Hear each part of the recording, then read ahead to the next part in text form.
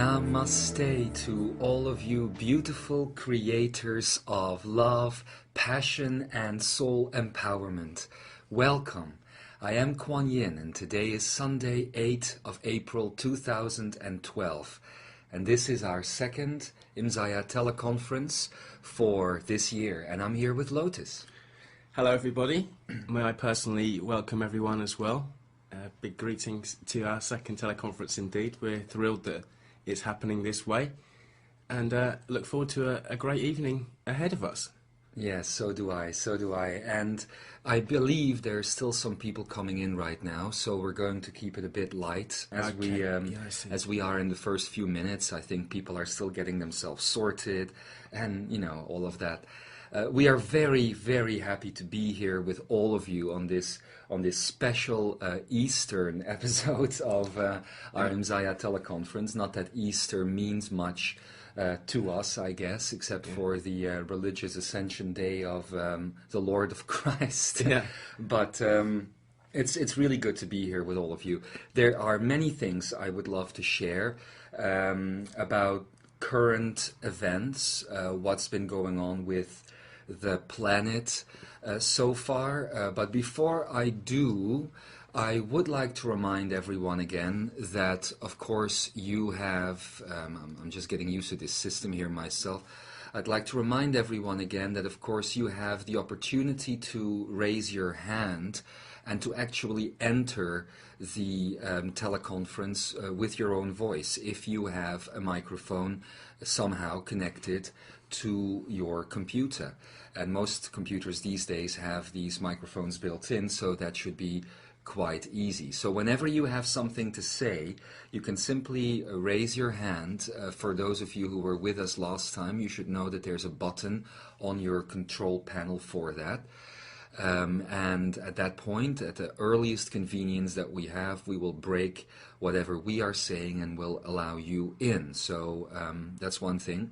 That's one of your options here to get interactive with us. And your second option is the questions control panel that should also be on your general control panel, where if you're shy and you don't want to let your voice be heard today, then you can still put your question on that board, and then Lotus will pick it up at some point, I guess, yes, and ask it for you. Yeah, I've got a few questions that have been sent in to us, but it'd be nice if you have anything in the moment that you'd like answered. It's a very easy system to use, so we'd be grateful to see more interaction there. We often, or you really speak for a long time, and last time we did this we only spoke to 2 people, I think, so it would be nice to get more of a backwards and forwards thing happening between everyone involved. Definitely, that is the point, of course, of these teleconferences, for you to be able to get right in there and ask your questions and get some sort of dialogue going, because that's why we're here for you today. We're happy that all of you are here. We're looking now and seeing that we've got quite international assortment of beautiful souls gathering here today. You can see people from South Africa, the United States, Denmark. I can see the Netherlands in here. We've got Greece represented. We've got Portugal, Turkey. We've got Mexico represented, and some other places that I don't even know where everyone is from here today. Oh. So we've got quite an international Merkava going on here. And for those of you that are Premier subscribers that are joining us today, you will know that we have a module on the website that is designed for you as a group of Premier subscribers that is called the Merkava Center. And one of the things that we want to activate in the course of this very week that is coming up now is that center. In the last few weeks, I have been collecting a number of points of attention. These could be locations or situations in the world or any of that sort of thing, or even personal requests by people that we then have attempted to generalize, let's say, and make expanded enough for everyone to benefit from. So we are going to start in the course of next week to bring you all together, the Premier subscribers of Imzaia.com, in our go-to-meeting system, which is an audio-visual system, where we will take you through direct Merkava experiences. And again, for those of you who used to follow our work in the course of 2011, you will know that the Awakening the World episodes on IMTV were basically that. And we had an awful lot of very tangible results reported back to us about these individual things that we focused on with this Merkava group. And exactly the sort of thing that the whole planet needs to do now, I think, collectively focus on areas which need the focus. And I think we'll all be extremely surprised at the results. Well, Lotus, I think you have cracked today's teleconference, because that is exactly what the core of everything that we are doing now is all about. It's collectively coming together and changing our reality paradigm. Yeah. That's really what it is about. And this Merkava Center is where we, as Imzaia, are going to do that. Mainly, of course, because we have so many different locations on the internet where we also share with people in general. Like, for instance, the Imzaia Facebook group that has recently opened up. Lotus isn't a member yet, guys. That's really, really bad. He doesn't want to do Facebook. Lotus doesn't do Facebook at the moment, yeah. Is that the statement for 2012? I'm going to get some T-shirts made up, I think. Lotus does not do Facebook. But does Facebook do Lotus? I haven't been Lotus is on Facebook, I've heard. I actually... You know, when you start talking about yourself in the third person, that Ikara calls that a mental breakdown. Okay. Is he coming in next? It's Easter, I did maybe. Oh, there you go, there you go. Maybe the Lord Christ himself will come down to bless us with his... but anyway, we're just fooling around here a little bit. Anyway, we're talking about the Merkava Center. And the important thing to know is what is a Merkava? A lot of people may be questioning that. And then, of course, we have to take it back to Egypt and to the original concept of Merkava and Merkaba. So ending with a BA or a VA, you know, little difference, but a massive impact in meaning there. The Merkaba, of course, is personal to each and every individual that is in a conscious state on planet Earth. I say to each and every individual in a conscious state, not that people who are in an unconscious state do not have this Merkaba energy surrounding them, but it is completely inactive. In order to have the Merkaba integrated, which is literally the light body, integrated and active, it is necessary for the human or the being on planet Earth to have one's emotional bodies, one's physical bodies, one's psychological and mental bodies, and other energy bodies aligned. And we get this aligned by stepping into our soul's purpose.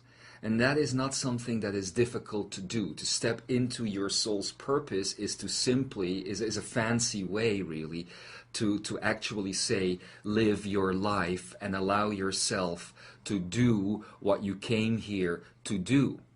And if you think about what you came here to do, then a lot of the distractions that are given to you by matrix existence, of course, is not really the actual pot of gold that people or souls are looking for when coming into a reality experience like this. No, of course not. I mean, the true challenge of life is far from that. Of course, the distractions are all about that, and it's... That's the problem with most of humanity, I'm afraid, isn't it? I mean, these belief systems have been piled on so deeply now that these type of trappings are seen as the pot of gold, unfortunately, in a lot of cases. But that's only a temporary experience, of course, for most people, as soon enough, you know, actually even in old energy times, as soon enough, this would start to become less interesting. All of these mental and physical things that people would love to see unfold in their lives is only a temporary finite experience. Now, especially in these new energy times, the pressure cooker is so high, is turned on so high that it is simply impossible, in my personal opinion, for people to find complete satisfaction with all of these mental distractions. So when that begins to fall away, that is when the light body, or the Merkaba, starts to spin. And the Merkaba, as many people think, is not just spinning in one direction, because there's actually debates going on, if you can believe it, on the internet here and there as to what direction the Merkaba spins in. Okay. Yeah, these are big deals on planet Earth. But the truth of the matter is that the Merkaba spins in both ways, that there's two parts to the Merkaba, two pyramids to the Merkaba, as you know, and that these both are going in different directions. This is also why in exercises such as moving energy around, you are taught to work with your chakra system in clockwise and counterclockwise directions. This is to stimulate the Merkaba into existence.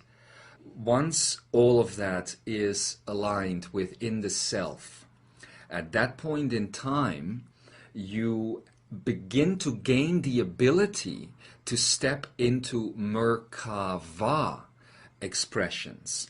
And Merkava expressions, of course, are shared Merkaba experiences. So where the Merkaba is a light body, the Merkava is a collection of light bodies, thereby forming a light ship.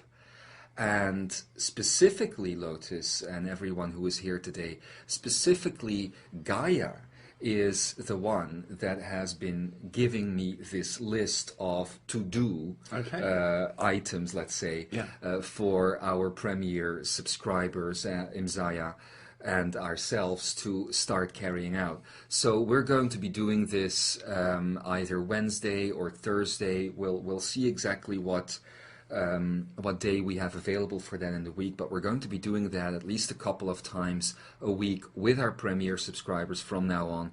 And it's not going to be a simple passive experience as it was in 2011. So there's going to be some slight changes that play out there. But you will hear all about it in the course of next week, of course. I see that Norden from Turkey, our dear friend, has put on the board here. Lovely to hear you again, beloved Kwan Yin and Lotus. Thank you. Well, Norden, it's lovely to be with you. I know that you are always a trooper that shows up, whether we are able to actually activate our plans for that day or not. So I'm really happy to be here with you again as well, and everyone else that might be joining in from Turkey at this time. Yeah, it's a big hello to you there, Nerden. I also see Bonnie is asking a question here. Yeah, why don't you go ahead and read it? You want to do that now? Okay. Yeah, sure. Okay. There seems to be an abundance of speculation and chatter, extraterrestrial influence and participation in the shift that is underway. Mm-hmm. Some of it is disinformation and misinterpreted, etc., with so many out there wanting to know the truth of what is happening now and what to expect as we continue to move through ascension of all matter. Can you comment on this, please? Well, thank you, Bonnie, for asking this brilliant question. I think it is a brilliant question anyway, because it ties in so well with what we have just been saying, actually, about the Merkava. Because we are talking about, when we talk about the difference between the Merkaba and the Merkava, we are actually talking about a level of connection, aren't we? Because you could say that the Merkava is a larger holographic representation of your own Merkaba body, yes? Yeah. So it's all about levels of connection and where you place the openings to those levels in your mind or in your heart or in your belly. For instance, if you go to deep enough matrix levels, then you will even find people on the planet that actually, from a mental state in this case, so from the head in this case, have racist tendencies or are opposed to other people's preferences, may they be gender related or cultural related, or even just something as silly as what sports club you like best. So when you are in that deep a level of separation, which is the matrix representing solidity as a concept really, then of course you are going to be so separated in a Merkaba state that you are going to see a lot of things as alien and as not connected to you. So when we go into the Merkava space that you as Imzaia and everyone else that will listen to this at a later point on Earth is right now capable of doing, what we are doing is breaching a broken link that is now reestablished with a larger whole, and understanding that our consciousness is present within all of those individual pieces of that whole.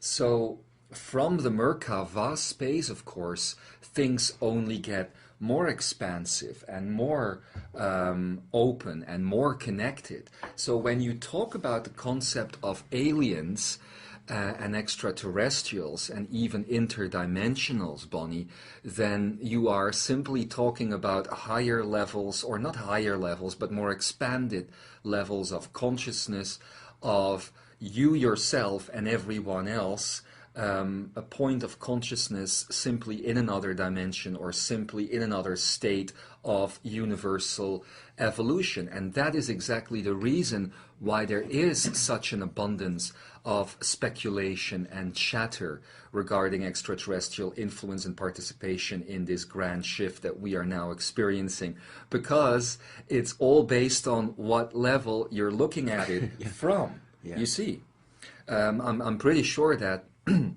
a lot of people out there would have stronger connections with so-called invisible interdimensionals than they have with their neighbors or with the people that live in their environment. So this is all a level of interpretation, and how far are you able to truly open your mind? Because if you are able to fully open your mind, to fully open your heart, and to fully open your belly, which of course is a finite concept, as though there is something as fully opening it, which is not true. There is an ever-going expansion that is going on with the ascension process. But if you are able to step onto that expanding ladder of self, then along the way, let's say, you will be surprised as to how much you actually have been helping yourselves here. And I'm not talking about this select little group right now that is here listening to this and interacting with us on this teleconference tonight. I'm talking to the human species. Not so long ago, for instance, we have released a video on IMTV, on the YouTube channel of Imzaia, that talks about the dolphin evolution. And of course, while this video has received a lot of negatives, because people were having difficulties accepting the evolution state that the human species and all of animal life and the planet itself is in right now, in that video, we already were talking about the fact that there's a crossover happening between the dolphin consciousness and human consciousness right now. And even though there's only about 10,000 or so dolphin points of consciousness that are going to enter the human experience directly, this is literally what I'm trying to explain to you, Bonnie, here in this moment in time. Until these dolphins integrate, or in this case, incarnate into the human experience, we are an alien species to them, and they are an alien species to us. Of course, from my and others' ascended perspectives, it's a different experience slightly, because of course we can manifest ourselves into that body of consciousness that would be considered dolphin, or the body of consciousness that would be considered human. But that is why I'm explaining to you what I'm trying to tell you. So like what is happening with them is happening to humans on a larger level as well. So all of these different points of view are different pathways to this expansion that we call ascension and enlightenment that is happening on a global scale.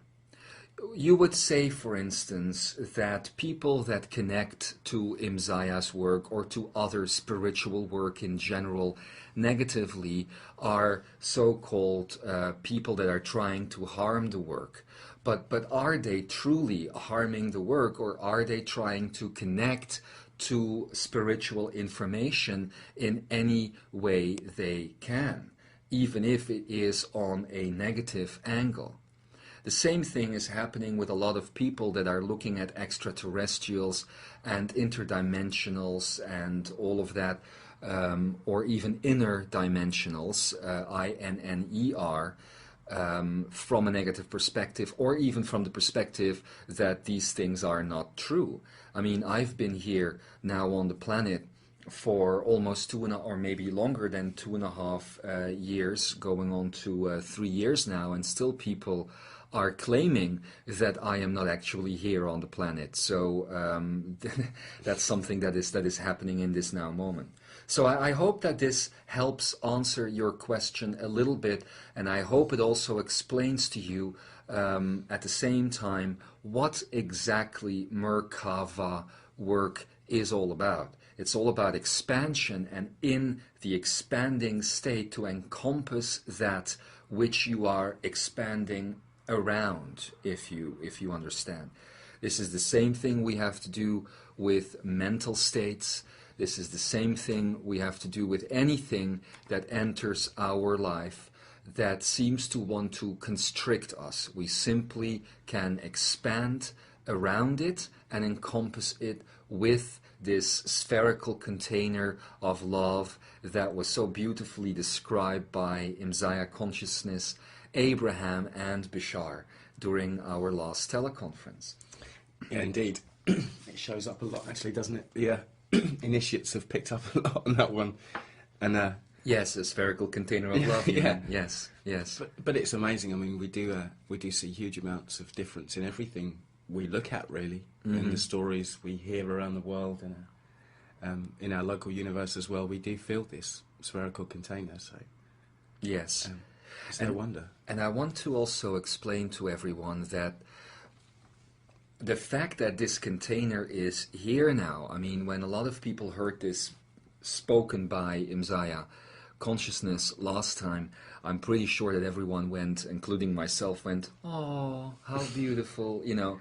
But again, I will say, we're talking about quite an energy. Love is quite an energy. It is not a docile energy. It is an energy that brings change. You know, that is why Ikara, one of Ikara's simplicities is change can only come from the heart space. And that's not because the heart space is very good at change, but it's because that's where love flows through. And therefore, it is good at change. Conditional love is good at trying to stay the same and keeping things in a certain way. But unconditional, universal love is very good at expansion and soul evolution. So the time that we are currently in is quite an intense time. Take, for instance, the full moon that we have just had the other day, and that we've been leading up to, let's say, in the course of the last week or so. If you look on the internet, which is what you, from the human perspective, can do, or if you go out of body and you look at the Achaenaic space perspective, let's say, of what's going on here, then what you will see on Earth right now is that there is a very, very heightened state of emotion between people. Actually, I will say that in the last 2 weeks or so, and already we're at the ending side of that, you know, we're at the conclusion of that, there has been a greater emotional intensity and conflicts and arguments and things like that on Earth on a larger way than there has been before, and this is because of this entire spherical love that is almost as a juice presser, if you will, That's fascinating. squeezing all of this emotion out of people. Do you see? Yeah, you can see how that would work. I mean, it really forces the issue, basically. It's forcing the issue. That's a good way of saying it. Yeah. It's interesting because we haven't actually experienced it for ourselves, but to see the external world kind of buckle under it is very obvious, I suppose. Yeah, definitely, and you can see it happening all around, of course.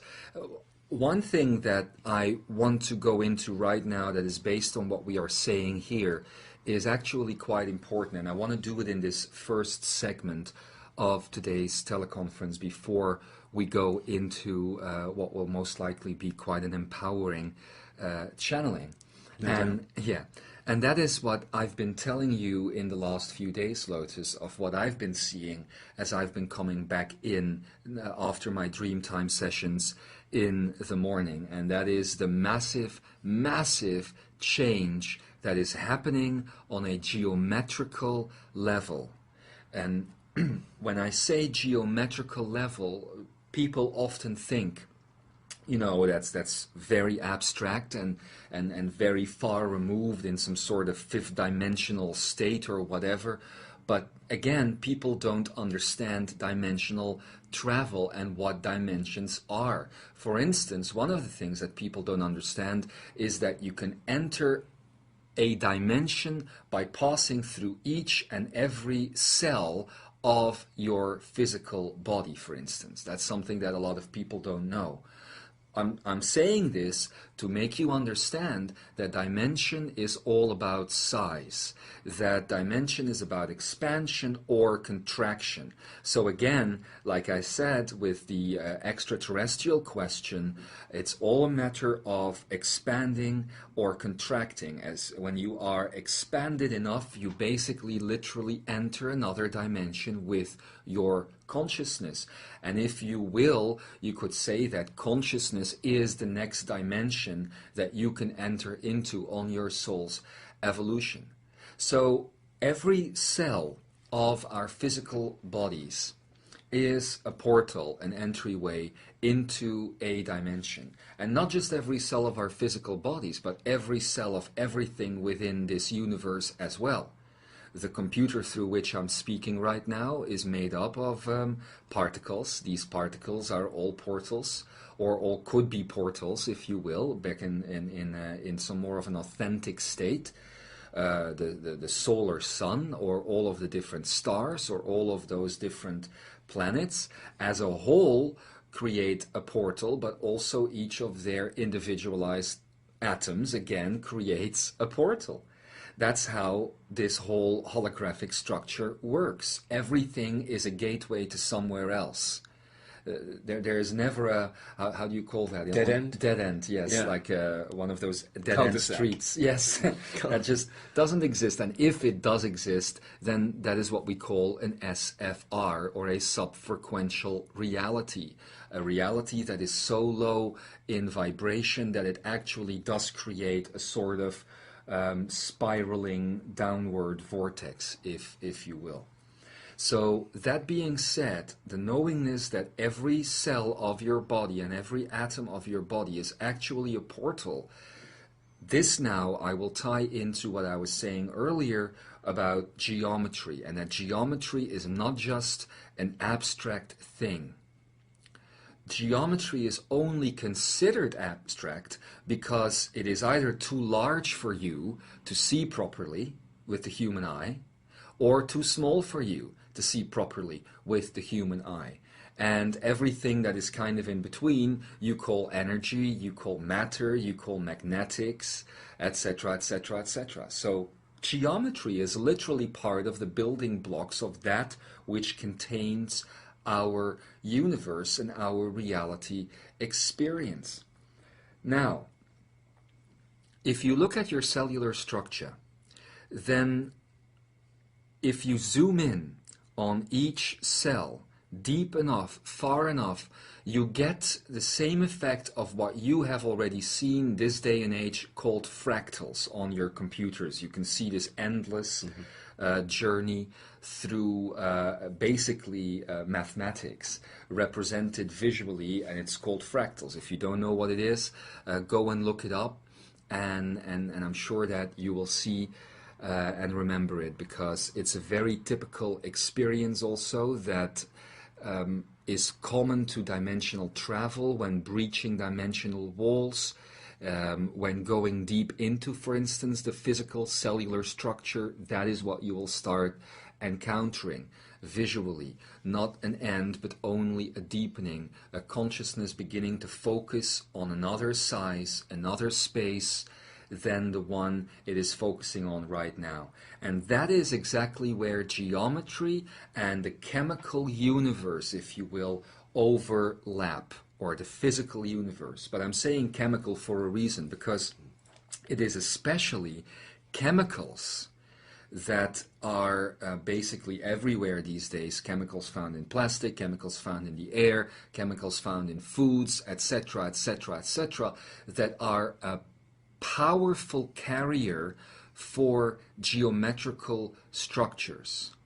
Now, 2 years ago, when I came in to, I keep saying 2 years, maybe almost 3 years ago, in 2009 anyway, when I came into the planet and started my exploration here, again, one of the first items on my list of surprises, if you will, was what I at that point called geochemical structures.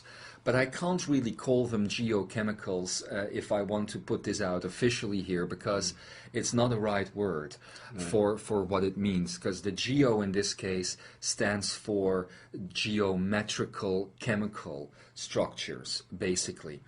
So what this means is that a geometry can be minimized and placed within a chemical or biological physical structure and affect that physical structure, or become turn the physical structure into an antenna as a receptor and a transmitter of information or archetypes or fourth dimensional energies, etc., etc., etc.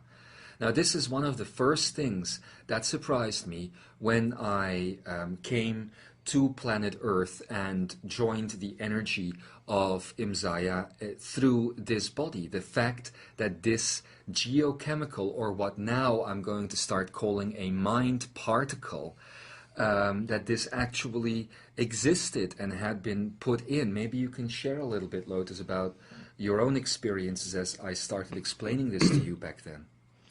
Okay. Well, of course, when Kwan Yin came in, firstly, you may or may not know, she was quite different. She was really very quiet and almost like a newborn baby in some respects. And the discovery of lots of things was new, but we were sitting down at a table, and I remember it very clearly. There was a can of Coca-Cola on the table, and she looked at this can of Coke and she said, it contains a pattern. It's based on a reverse pentacle with a square inside below the subatomic level. And she picked it up and actually at that point removed it, put it back down, and continued for a minute or so. Not with much conversation back in those days. No, not back in those days. But a minute or two later, it was back. She looked at the can and she said that the pattern has returned, and it became quite an interesting point for then all of the Ascended Masters who hadn't actually seen this before. It had been something they suspected was the way a lot of the manipulations and the redirections of the energy channels of the body were happening, but they hadn't actually been able to see that. So this discovery was massive, and it just within this can of Coke, and then we just realised It was everywhere. it was absolutely everywhere, in all sorts of things in different levels of concentration. Of course, to allow these manipulations to occur, this transference of information and control through this completely undetectable, as I say, below the subatomic level particle. Something that actually should not exist literally in this universe, but there you go, it does. That's the weird thing. And actually, I have to say, it changed the way ascended information is taught on this planet. Because, for instance, one of the main points that used to be spoken about by ascended life is that you needn't get caught up in foods that could be bad for you, or some of the more third-dimensional way humanity would look at alcohol or foods or sugars or any of those biological things that so strongly affect the human energy system. And again, going back to my day, back about 4,000 and some years ago now, if I think of sugar, for instance, that was a very different structure. It's not the sort of sugar that you are ingesting today. Today, there is this mind particle, or what I call a geometrical chemical element on the subatomic level, that is bound to every atom, every particle that you breathe, that you eat, that you drink, that's in your clothes, that's being transmitted through your computers, through your cell phones, etc., etc., etc. And I said it changed the way we taught ascended information, because at that point in time I realized that we were now at a playing field on Earth where the so-called Illuminati, if you will, had actually managed to create a physically tangible, even though it is undetectable by scientific means right now, or public scientific means anyway, even though that's all there, but a physical way of actually influencing people's experiences here in the Matrix. Now, there's also a reason why I didn't speak too much about this before, and that's because I did not want to freak anyone out, because the truth of the matter is there's not much that you could do about it. Yes, I could, for instance, by detecting the geochemical or the mind particle, I could, as Lotus just explained, remove it from the can of Coke, but it would reappear as though it was written into the foundational structure of the hologram, at least this part of the hologram that we call the Matrix. And it was very annoying because it just kept coming back. I got into a habit even of trying to remove this at least once a cycle, and I developed some therapies to get it out of the energy structure and the physical structure of those in my biological team, because it was affecting everyone's ability to actually rise up in consciousness. What these mind particles or these geometrical chemical structures do is rewriting the way your energy flows through your meridians. For instance, if I look at you on the energetic level, on the geometric level, I see beautiful patternings that are very easily identifiable as being expressed in Gaia's realm, for instance. So there is a flow between your own energy field as it expresses itself here and the energy field of Gaia through which you are expressing yourself here, and the galactic energy field through which Gaia is expressing herself here, etc., etc., etc. This geometrical chemical structure or mind particle rewires and re-establishes a new flow. And when it does, it actually changes you on a DNA level. It changes the human species. So, you know, some of those theory conspiracists, or how do you say that?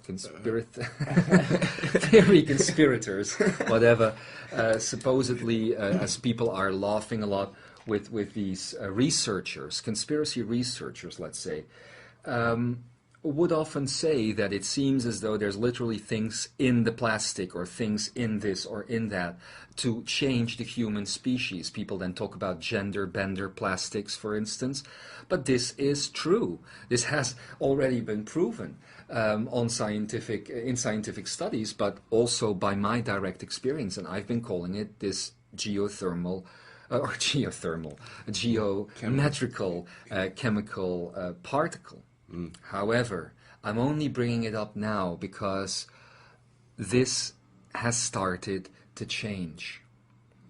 Not so long ago, a few days ago, I came back into the body during the morning time after quite an intense dream time, and the last thing I was expecting was what I was seeing upon re-entry. Because I've gotten used to these extra layers of these geochemical layers, these mind particle layers that have been around for a while now, because I've been here for this number of years now. However, all of a sudden I noticed that it's not equally spread throughout the planet right now, but that there were pockets where the geochemical effect had reduced itself, as though it was being washed away, as though, you know, for instance, that radioactive particles have a decay rate that can last from years to millions of years in some cases. And as time goes by, you see these you see the radioactivity of these particles decrease and decay. It's the same for these geochemical particles that are becoming weaker. And as they are becoming weaker, their own geometrical structure is beginning to dissolve. And this is so big to share with you today, because it's as though the cancer that existed in this hologram that has been plaguing humanity from day one of this whole game unfolding the way it did is simply coming to an end. It's beginning to dissolve. And there's a timetable on which I'm seeing this happen if the pattern of dissolving continues the way it is right now. And I'm very excited about all of that, as you can tell. Can you see a time frame in that? Well, the time frame, the way it is happening now, it seems that once every few cycles or so, it seems that there is a lessening of this activity. Yeah. So, again, I would point to the end of this summer. I would point to the fall equinox, most likely around September the 20th, 21st, around that time. Yeah. Now, I don't like to give dates, of course, sure, and I'm only going on a pattern of rate of evolution right now. But as far as, I mean, I may go out of body tonight and see that it has quickened. That's great. That it has slowed down. So I don't know. Now, I've already seen, and that is the most interesting part of everything here, that these pockets are diminishing. I said it's not happening equally all over the planet, all across the planet. The interesting thing is that the diminishing effect is more rapid, it seems, around human life. Now, that is very interesting, because usually it's the other way around. Usually animal life or plant life or mineral life, all of these things will have an ability to detect things or will be affected faster by energies than human beings. But in this case, it's the human beings and it's areas where there's human life on the planet where you are seeing these things play out faster than anywhere else. And I think that's pretty cool. Well, it certainly sounds cool to me. It's such a big deal, really. It's been something that's been plaguing all of the ascended mastery for a long time. I know the removal of this thing was huge, and to actually see that happen, I think we'll literally see the effects of this as the matrix itself disappears. We'll see the physical effects. That's exactly what's going on. Yeah, as you see them in the abstract, I'm sure we'll just get just as many confirmations here in the physical. Well, that's the thing, isn't it? It's the opening up of the physical reality into a more, how to say, a more magical reality, Yeah, a more fluid reality, where... Would have to be, wouldn't it? Yeah. Yeah. If you consider that this is exactly the thing that is holding all of this matrix together, all of these prison bars are actually held together by this mind particle itself, really. It couldn't be any other way. Exactly. Yeah. So I think it is quite neat to see this occur, and I'm really happy that I was able to share it with you all in this moment. There is a question from Rihanna, who is with us from South Africa, and I'm happy that you are here with us today. Rihanna, I'm also happy that you didn't swallow your tongue. And you're probably the only one laughing at this right now. But for those that didn't know it, Rihanna almost didn't make it here today. So we worked it out so that she could be here today. So I'm very happy that you are here. And I do want to say, Rihanna, that I have really appreciated your presence on the Imzaia Facebook group lately, as you started joining there and sharing your beautiful heart and your beautiful energy. So why don't you read her question? Okay. And try not to get red cheeks as you do. Okay. The previous full moon last month was very sad, tearful, energetically for me. And Lotus's music vibration was what centered me and pulled me back on all levels. It changed the chemical reaction. Rihanna. Okay, you just got me to read that. There's no question there. Okay. No, there's no question there, but it is true that that's what Lotus's music does for me as well, and for many, many other people. And it's one of the main reasons why we have decided to put it out there for everyone to experience free of charge, so that they could have these heart-opening experiences.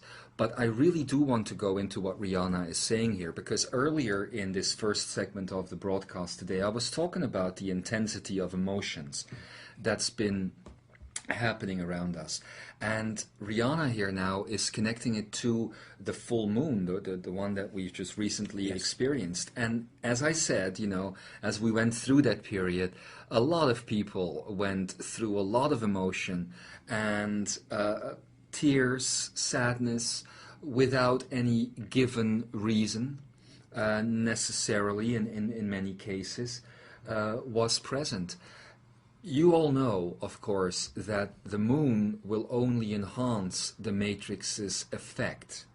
And therefore, I can easily explain to you right now that as this geochemical mind particle is fading away, during these periods of full moon, we will see a stronger effect of the geochemical subatomic structure trying to reconnect with the human species and trying to flow through it again. So I would say that everyone needs to be quite careful about large bodies in space right now, whether it's the moon, whether it's the sun. Everything that has a strong magnetic pull has the ability, and that also means other human beings, and especially large organizations and things like that, has the ability right now to pull you into their matrix structure. And especially large bodies that are designed to enhance or strengthen, let's say, matrix structures, will do that even stronger. Where people have gone through trying to stay connected to the moon and seeing her as a part of this spiritual experience that we're having, it is really time for everyone to understand what this object is doing and why it is here. But it is also important to understand this because Once you understand the power of the moon, you can also use the power of the moon to your advantage.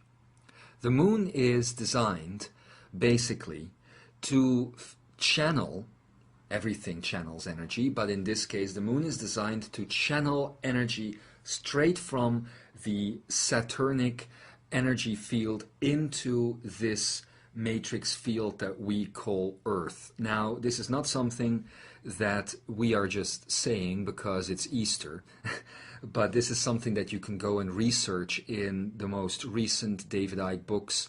Remember Who You Are, for instance, and Human Race, Get Off Your Knees, The Lion Sleeps No More. Those two books discuss the moon matrix in quite some detail.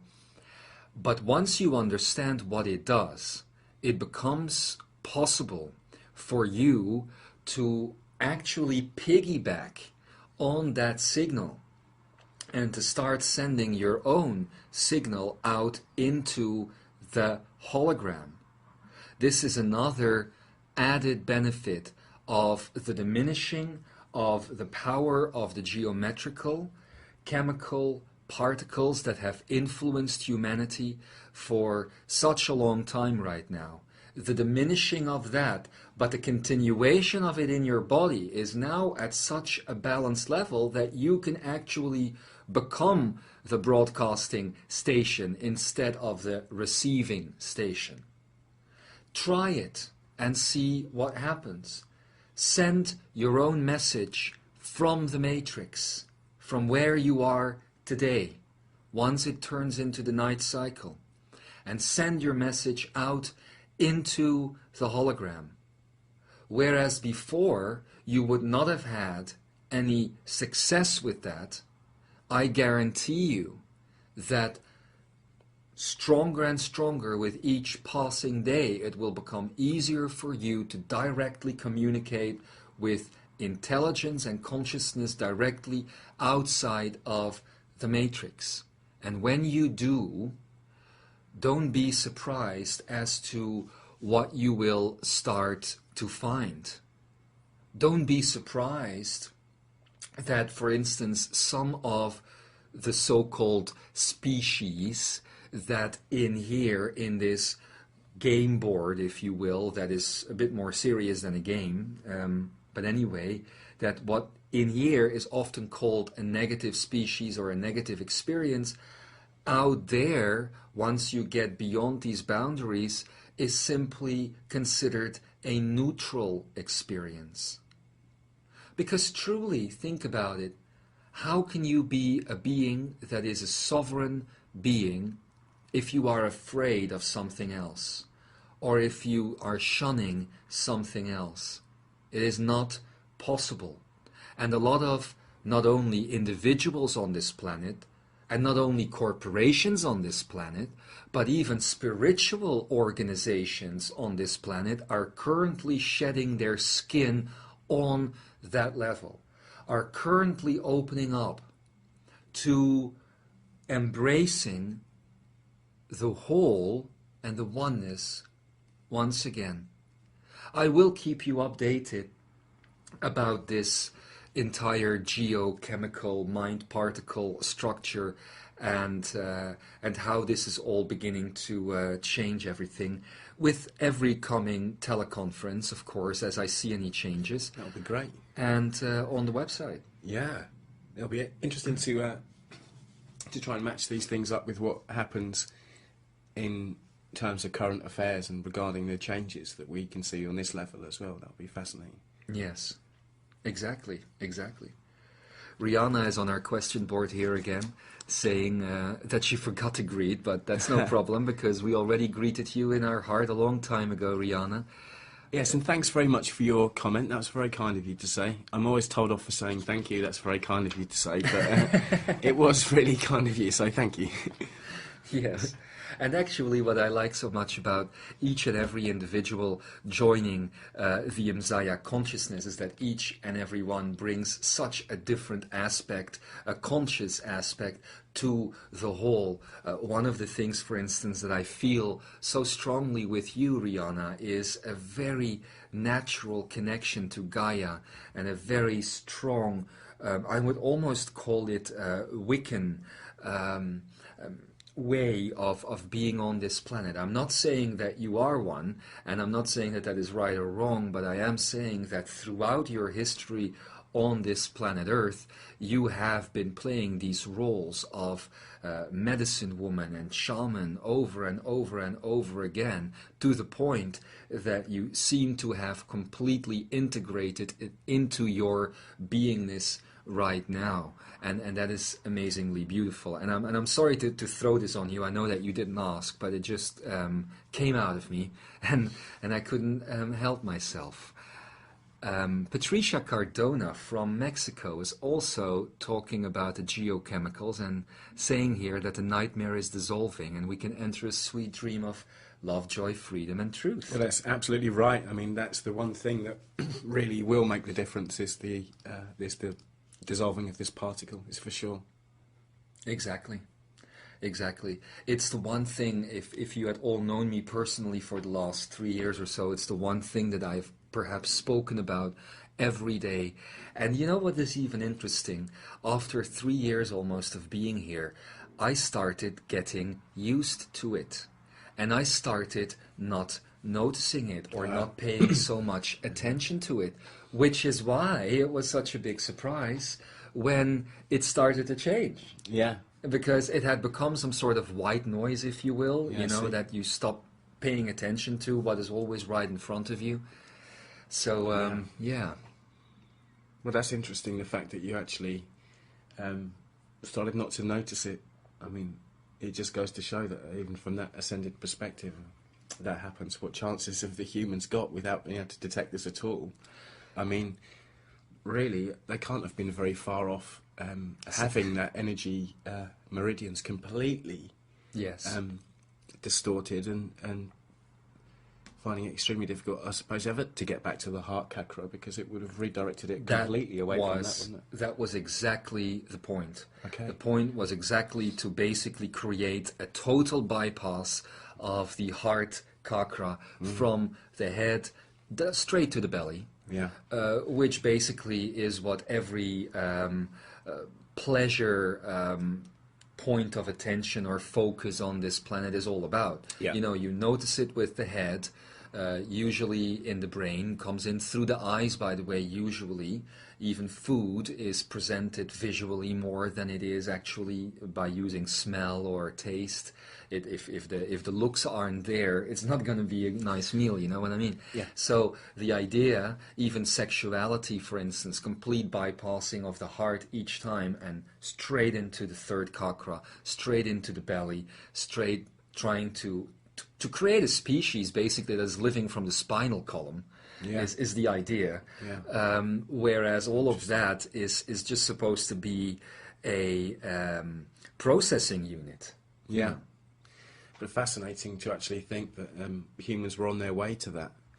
And without this change in the mind particle, that would have been the way that the evolution went. I mean, Exactly. yeah.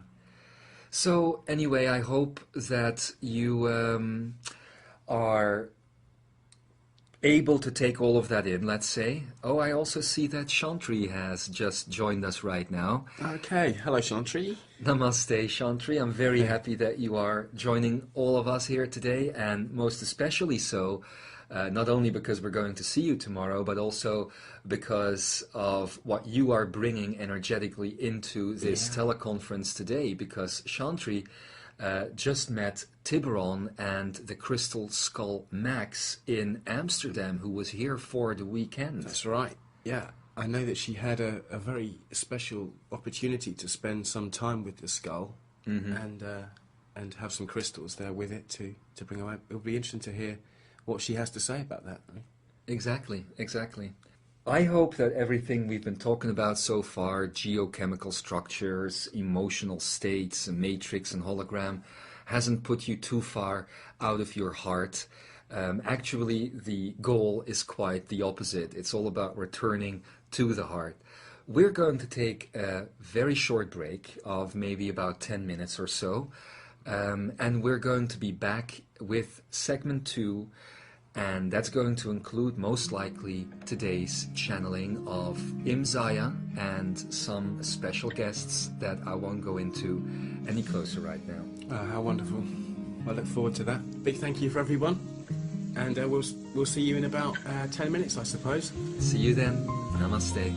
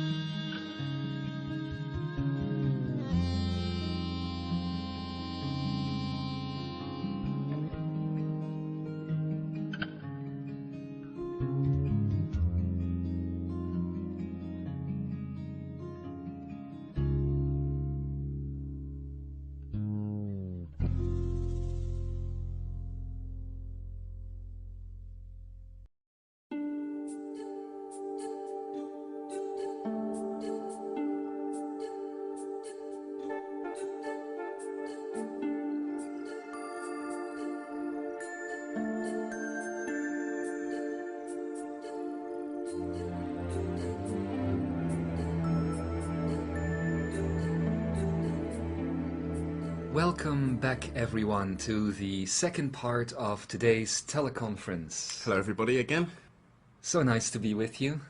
I'm actually getting ready right now to go into our channeling for today. It seems that the second part is becoming the typical channeling part, so I've been feeling as though I've been having to go to the toilet for about an hour now with all of this information that is wanting to come through, and I'm very excited. But before we do so, I would like to point some interesting things out that people have been posting during the break. And I'd like to start with Chantry here again. And Chantry is actually saying that she is liking the fact that I truly only go into channeling when everything is in, as she calls it, divine alignment. That no matter how things look to the outside world, Chantry says, we have the patience to only bring super quality channels. Well, now I'm the one to have red cheeks, but I'm very grateful that you bring up the point, though, because it's been something that we've been wanting to talk about for a while now, Lotus, isn't it? Indeed, it's a thing that comes up an awful lot for us because the ascended level of perspective is so different. It's very easy for the human mind to find difficulty with the fact that appointments aren't kept or linear dates aren't held to. There seems to be a huge confusion there with the idea of respect and loyalty and and it goes back to what we were talking about earlier, the conditional versions of these things versus the conscious versions of these things, the expanded versions of these things, mean that here we can only possibly follow the way of consciousness, and that in the moment often means that plans change. It simply is that way. Consciousness and the pursuit of it is not a fixed path. It's anything but that. It moves very quickly in all different directions. You often you don't know where you're going to be from one moment to the next, and that's the beauty of and the unfoldment of the now moment. Ascension is definitely not about getting a college degree, you know what I mean? It's not like sign up for that class and show up on Monday, 9 o'clock there and there and there. And of course, a lot of people sometimes will then say, you know, ascended masters, ascended beings don't have respect for the human condition or for the human situation. They need to learn respect for humans. And of course, our answer to that could be a plentyfold of dimensions, let's say, that we could venture into answering that question.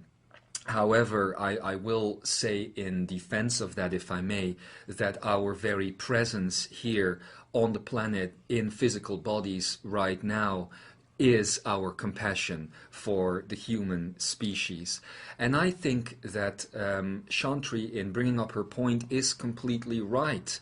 Of course, we could be like any other organization and simply do our channeling when we have made the original arrangement that we are going to do it the first Sunday of every month or the last Saturday of every month or whatever it is. But it simply doesn't work that way. Could I bring out a channeling in those moments? Yes, I could. I could open my mouth right now and go into any channeling at any point in time. I could channel the computer for you if you like. But is it going to be a beneficial channeling to the whole? That is, of course, the question. Or is it going to be beneficial to the organization that the appointment is kept? So what is the most important thing? That Imzaia comes across as an organization that keeps its appointments at all times, or it comes across as an organization that actually delivers the truth and actually delivers the information of the highest quality when it is the right alignment, as Chantry is saying. I would, of course, select the latter if I'm going to be running an organization, and I happen to be running this one. So Yeah. Well, I think as well from that perspective that you have a responsibility to tell us that, you know, things aren't going to be working out for the highest potential. Of course, as difficult as that may be for human ears at first to hear that, we here as students have never seen anything other than the perfect result because of that. But yeah, due to these decisions being made. So we have the benefit of seeing the proof here this end. It's difficult sometimes to let people understand that, or make people understand that externally, but this is a great thing to have come up, I think.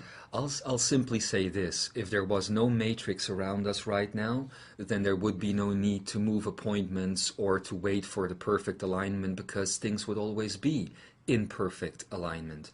It's a very different scenario, you know what I mean? However, considering my goal of being on the planet and running Imzaia is not to make money, is not to expand our organization so that everyone will speak positively about it. My goal on the planet and in running Imzaia is to get as many humans as possible to step into the ascension process and to expand and integrate what they truly are instead of what they have been told they are. And that just doesn't always take a very structured or standardized approach. It's that simple. Yeah, it is that simple. And also the type of satisfaction that is often had is by the mind when these appointments are kept. There's a horrible kind of hypnotic effect by a regulated structure where more information is piled on top of it. It becomes obvious sometimes to see that a lot of people will be very disappointed when they don't get what the mind thinks they need. Very often in these situations along this path of learning, it isn't what you think you need that will progress you from that point.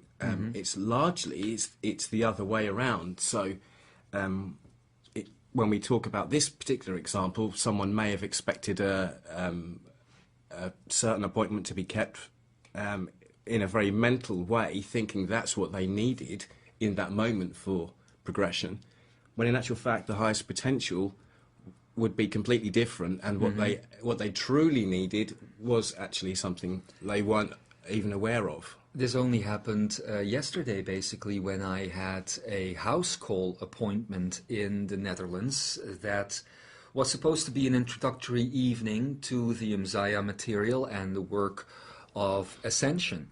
And as it turned out, for instance, I noticed as the time was drawing nearer that this was not the time for me personally to make my appearance, but to send my students in and send people that have been working with the Imzaia material for several years now in to actually share a direct, practical experience of what you could learn through the theory of ascension and the practice of ascension.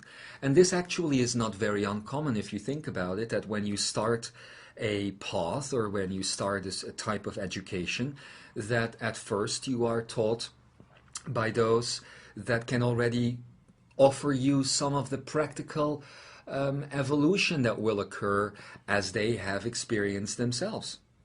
But because these people that we were supposed to meet had it in their heads that I was going to be there, it took them over an hour, literally, of the 3 hours that they were going to have together with Lotus in this case, and some other people, including Jasmine and Iris, I believe, and Tara, who are all part of the Imzaia team. So all of that hour was spent expressing the disappointment for the appointment not taking place. However, the appointment was taking place, and those that ended up finally letting go of the so-called disappointment finally got into the actual appointment and learned a great deal through Lotus's teachings of practical ascension experiences. We are sharing this with you because you are at a point now of direct soul creation. You are at a point now of stepping forward and showing what you've got and showing what you are made of. And you're not going to do that, ladies and gentlemen, by compromising yourselves. So to be neutral about all of this, if there are people that have difficulty with your non-compromised choices, then that is their choice, and it is up to them not to compromise themselves if that is what they want to experience right now. I wanted to explain this to you because I think it is quite important as we go ahead into the rest of this year, and especially the expanse of timeless space that is beyond that, that you know for a fact what you are doing and why you are here, and that you cannot compromise yourself, not on a mental level, not on an emotional level, not on a physical level, and definitely not on a heart level. Well said. Well, all of that being said, I think the knock on my door here in the back of my head is getting ever so loud, and they're basically telling me to shut up and let them speak. So Okay. I'm going to prepare for the channel now. I hope you all enjoy, and I will see you on the flip side. Namaste.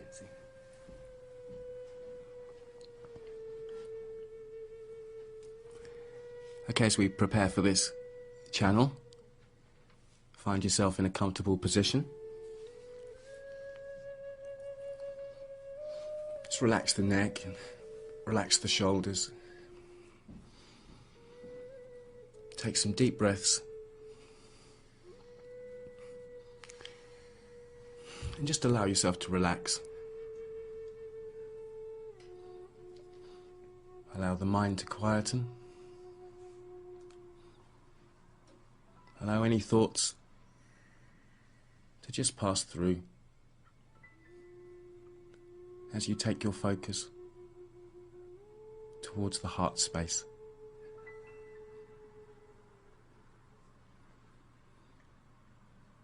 With your breath,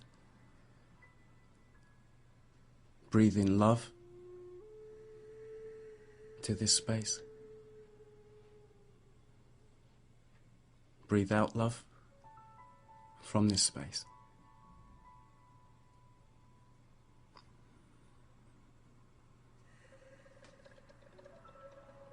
As you continue to breathe, you find yourself in a magical cocoon of energy surrounding you. The glistening particles of joy, excited by the breath of love.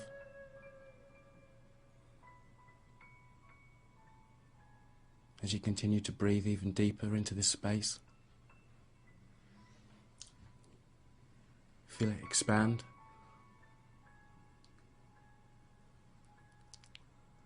Feel it fill the room. As we prepare to hear the words we are now about to.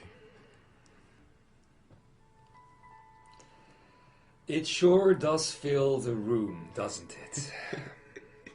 Dear ones, beautiful ones, ascending ones and expansive ones, welcome, welcome, welcome, welcome.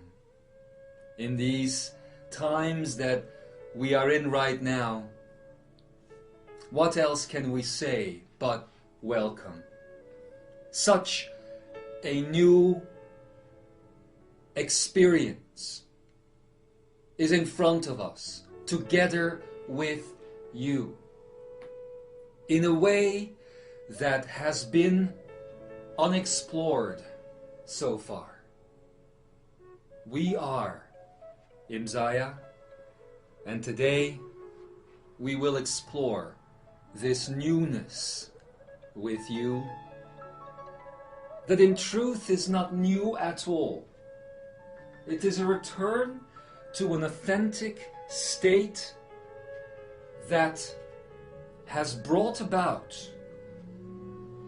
a shift in consciousness in these last few weeks that we tell you now has been more expansive than the last 3 years of your life have been.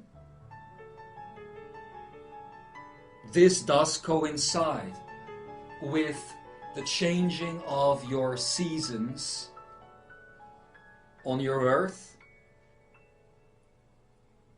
And as these seasons change, and as you go through the equinoxes and the final solstices that are awaiting you in this wobbling planet that is about to be fixed on its axis, you must understand that what is ahead of you is no longer the life that you have scripted for yourselves when you came in. That is done now. The longer you hold on to those things, to your original contracts and to that which you were playing out before this time that we are in right now, the longer your struggle with life and to find it within you will be. O Imzaia, once we needed to tell you at a time like this a sentence such as, "If only you knew how beautiful this or that could be. If only you knew what we know, what we can feel, what we can see." But these days, as we have reblended with your state of consciousness as it is right now, there no longer is a need to say "if only." Because, Imzaia, your feelings, that realm that is so vast and makes up over 99% of what you truly are, has already completely blended with ours. So you can feel what we feel. You can see what we see. You can hear what we hear. You can taste what we taste. You can touch what we touch. And we touch the face of God every day as we look upon you and touch you on your head, your heart, and your belly in the hopes of seeing evolution take place, such as we are witnessing right now. As far as we are concerned, Imzaia, we have reached our goals. You may not have fully reached yours yet right now, but we have reached our goal. And that was to get you to reach yours, to get you to the point where it became possible to reach your own goal. And that space has been activated now. The beloved Kwan Yin, as she talked earlier about the mind particles, the geochemical structure that exists geometrically on a subatomic level within everything that you know as matter and energy, is fading away. The root from head to belly is reincorporating the energy of the heart.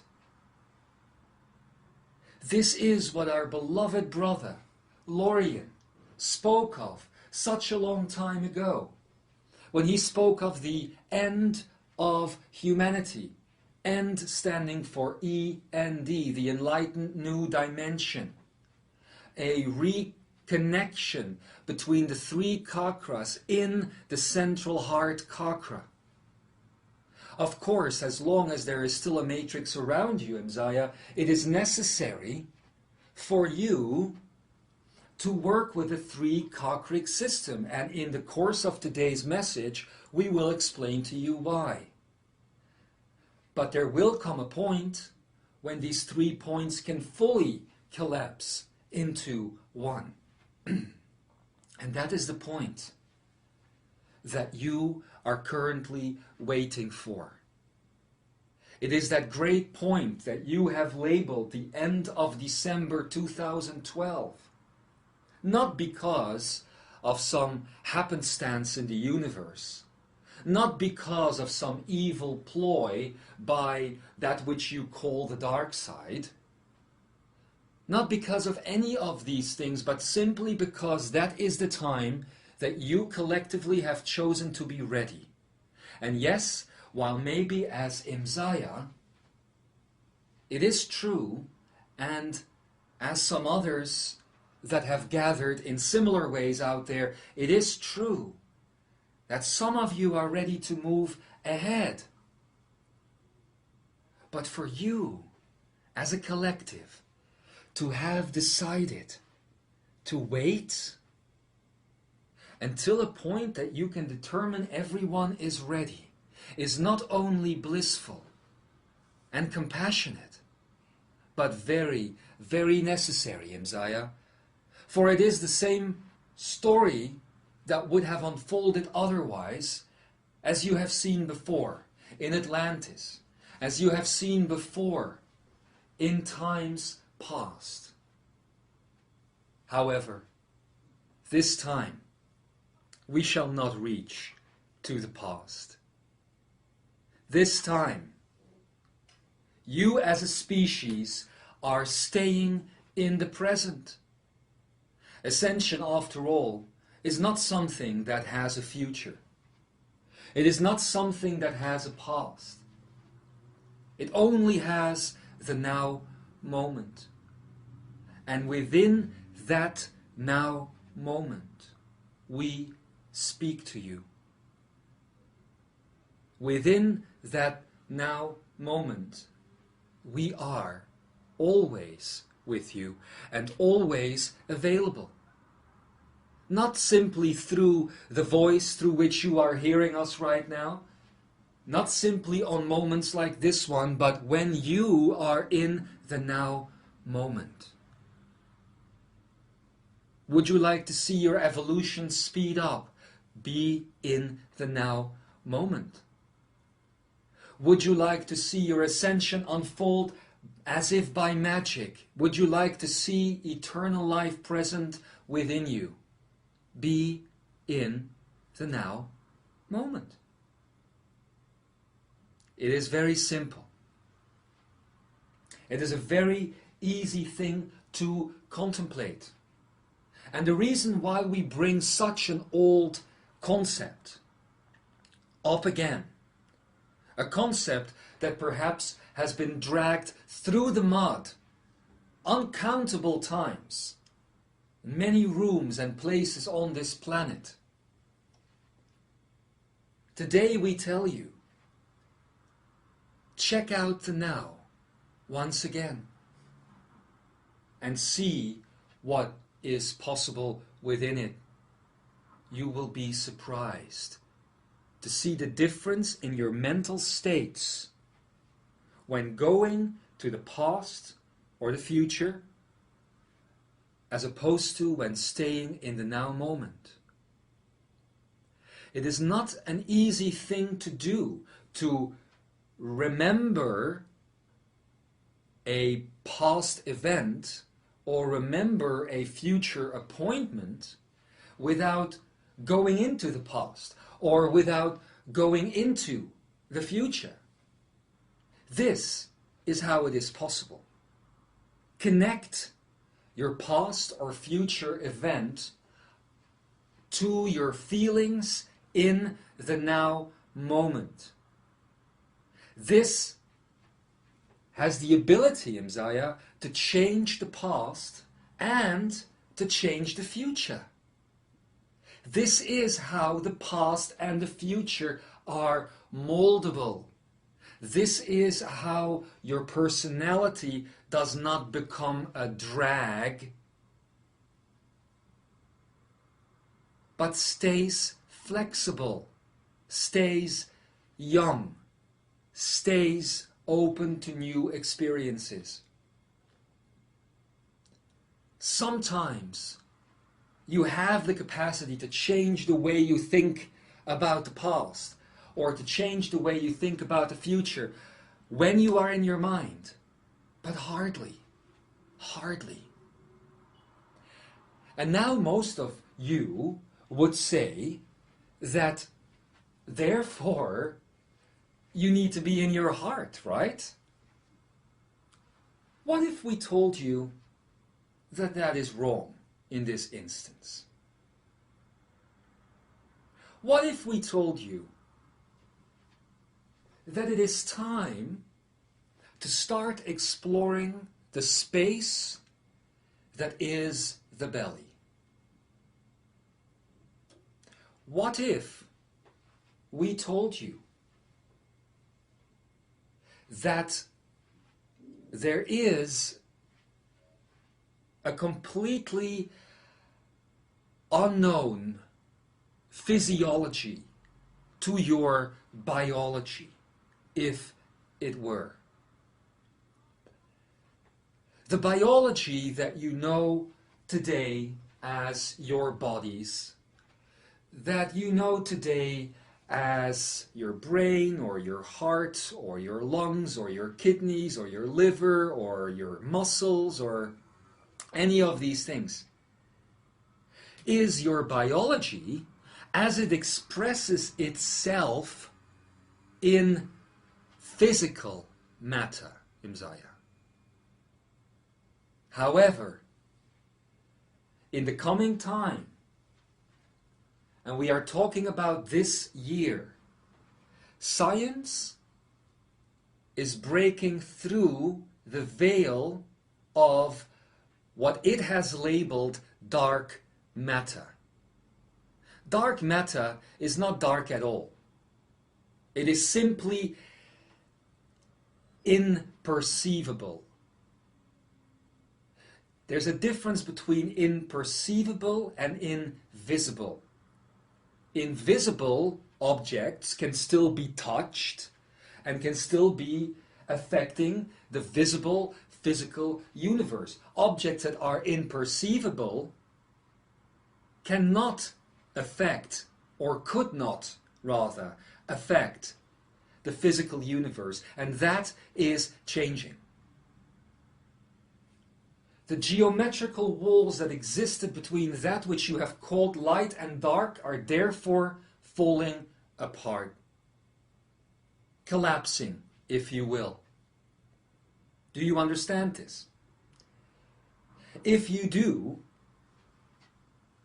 or rather, when you do, then you will understand that there is a part to your being, Imzaia, that you simply have not paid any attention to whatsoever.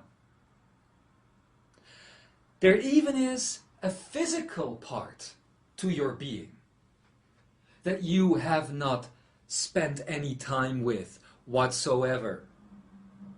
Imzaia, it is that which you have called your dark side. And your dark side is not just a concept. It is not just an idea or an entity. It is not just something energetic. It is not an archetype. It actually has a physical body. It is integrated into a dimension of your current physical body. And when we say your current physical body, what we mean is the physical body's dimension that your consciousness is currently focused on. Knowing all of that, this dark side to you, the dark matter you, is not a negative being. In much the same way than the light side of you is not a positive being. Both are just parts of the being that is you, which is a tonal being. Moving on. Taken from this context, the brain that you currently use as your brain has an opposite in the third chakra. We call this the dark materium, the dark brain. The dark brain, again, does not process your dark side. It does not process your negative side. It is time for you to drop the concepts of negativity and to stop connecting all of these negative concepts to darkness or any of these things. If you want to progress, and you do. So it is very important to drop these belief systems that do not allow you to see what is right there in front of you. What is right there inside of you, in this case. The dark brain. In your gut, in your belly, is even detectable by science, only because of how things such as microscopes and research equipment is aligned with only one part of the materium, that is you.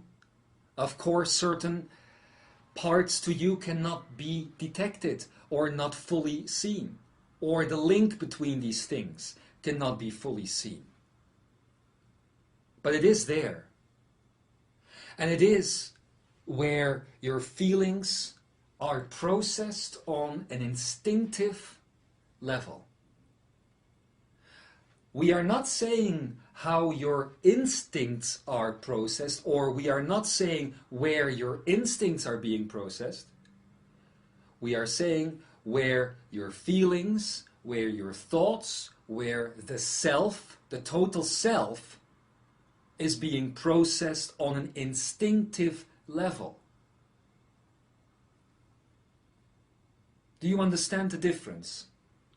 Because it is an important difference. The instinctive level is something that you have pushed aside, really, for the sake of rationale, reason, the top brain.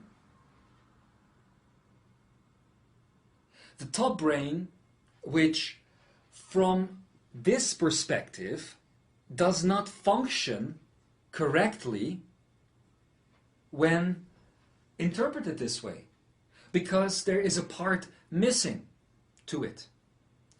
This missing part, the dark brain, has been attempted to be taken over by that which you have called the reptilian brain in the back of the head. As such, everything that was meant to be instinctive became survival-based. Fight or flight, as you call it today on your planet. All of these instincts, all of these processing layers shut down, not being used. A complete other side of you denied and hunted down for the longest time. We know that throughout the years you have been working with your dark side, and of course you have been integrating this dark side into you for all of these years. This is not what we are talking about.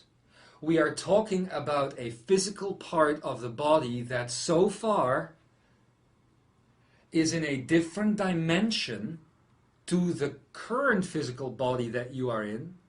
And these dimensions are not going to meet up. You are not going to add another brain to your physical body or grow a third eye or anything like that. But like the pineal gland, like the pituitary gland, this dark brain exists in another dimension of you. And the access point is in the belly. So,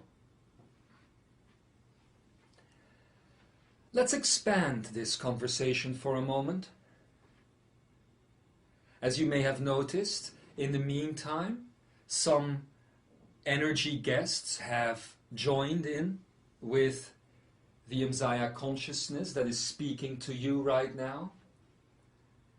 And in this moment of time, we will not,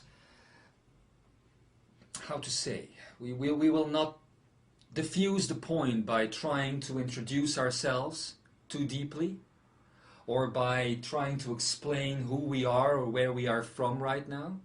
But let us say this, that we are a collective of that which you have called on this planet physicians,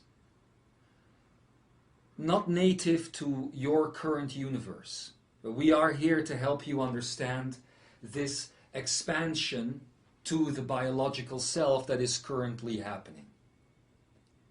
And we are not fully present as a collective of beings. We are simply grafted onto the Imzaia Consciousness right now. It's important for you to understand that.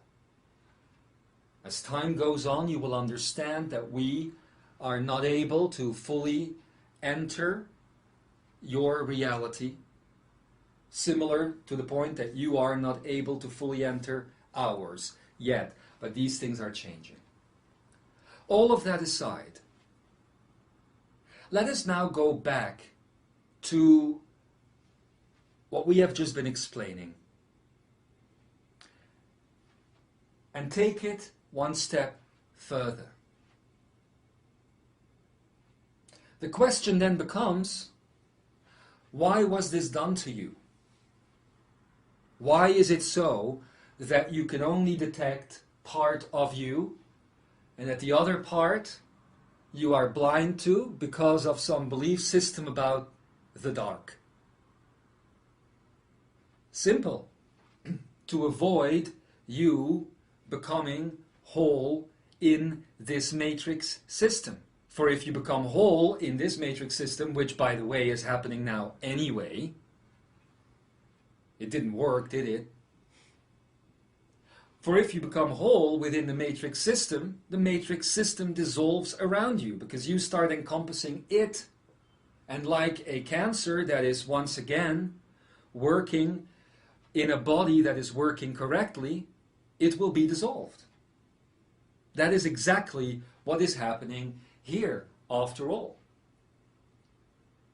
In this case, you could almost say that your cancer was inside of your senses, inside of your perceptual structure. Which is why you could only see parts of yourself. Which is why you have started a game called psychology, in which you needed to start unifying those wholes in order to be some sort of whole being. But it never worked, because you were not putting all the pieces of the puzzle together. Even if you have a puzzle with 1,000,000 pieces, if one piece is missing, you are never going to have the complete puzzle.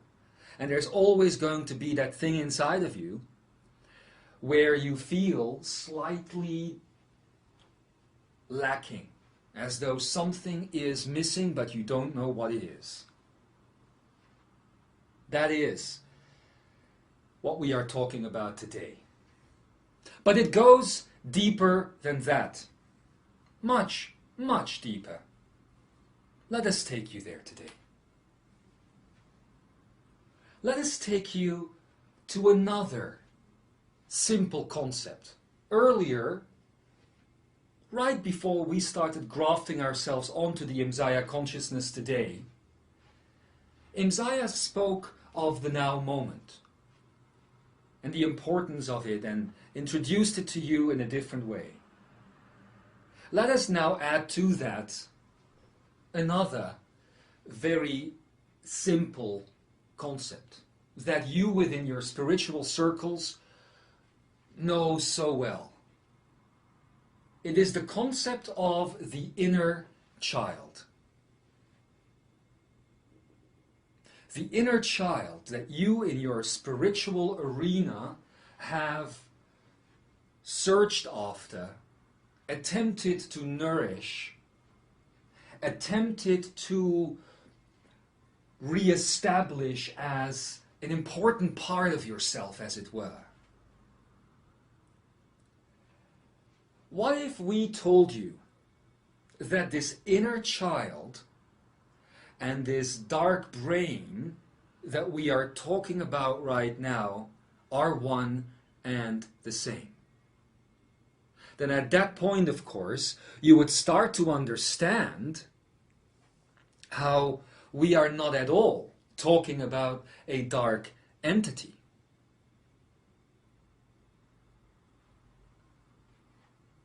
And you will also understand the point about instinct and what instinct truly is. That it is not at all connected to fight or flight. Or when is the last time that you have seen a small child wanting to fight or wanting to flight a situation?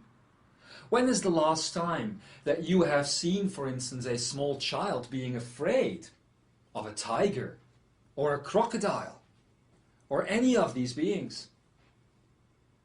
Of course, little do they know that they are playing part in a matrix setup, and that actually at this point in time, if they are not in the right place within themselves, they could still be hurt, of course. That's not what we are saying. But what we are saying is that instinct is different from what you have believed it to be. Instinct, beloved Imzaia, knows no negative.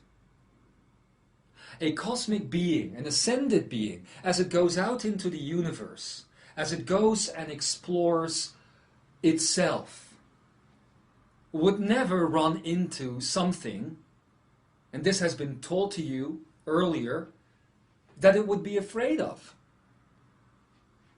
It would never run into something that it considers ugly. Not if one loves the self. So instinct is actually an active attribute that you can use in order to neutralize the mental prison that blocks you from seeing the truth about either yourself or anything or anyone else. Instinct, which is a childlike quality, allows you to see and observe a horrible, horrible monster come towards you, and instead of emoting fear, or instead of emoting the response to flee, instinct allows you to open your arms wide and let it come. Let it come right into your arms, no matter what it is, Imzaia. Whether it's a monster or whether it's the manifestation of heaven itself, let it come right into your arms, because when it does, I am pretty sure, and we are all pretty sure with the speaking voice right now, that when you have that which you fear or desire arrive in those arms of yours, that it will not be anything that you ever thought it would be. In this universe that you have existed in so far, even though you have a sensory structure set up, allowing you to interact and perceive things, you have so far been unable to truly touch something. Physically, this is a truth.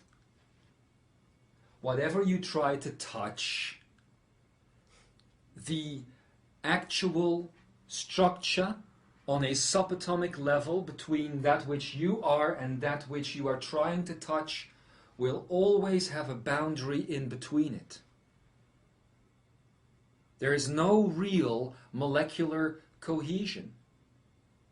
If I put this body's hand on this man's shoulder here, it does not merge and I can easily move it away again. The energy imprint might stay, but the molecular cohesion does not occur on that deep a level. So never before have you truly been able to touch anything or to feel anything or to experience anything without separation stopping you doing so. And that is because this part of you, this inner child, this dark brain, was not allowed into the experience. Now, today's message is not about allowing this into the experience per se. For the inner child is not something that you are going to carry with you on the ascension path. As an ascending, and especially an ascended being, you don't need a security blanket, in other words. And as an awakening human, the inner child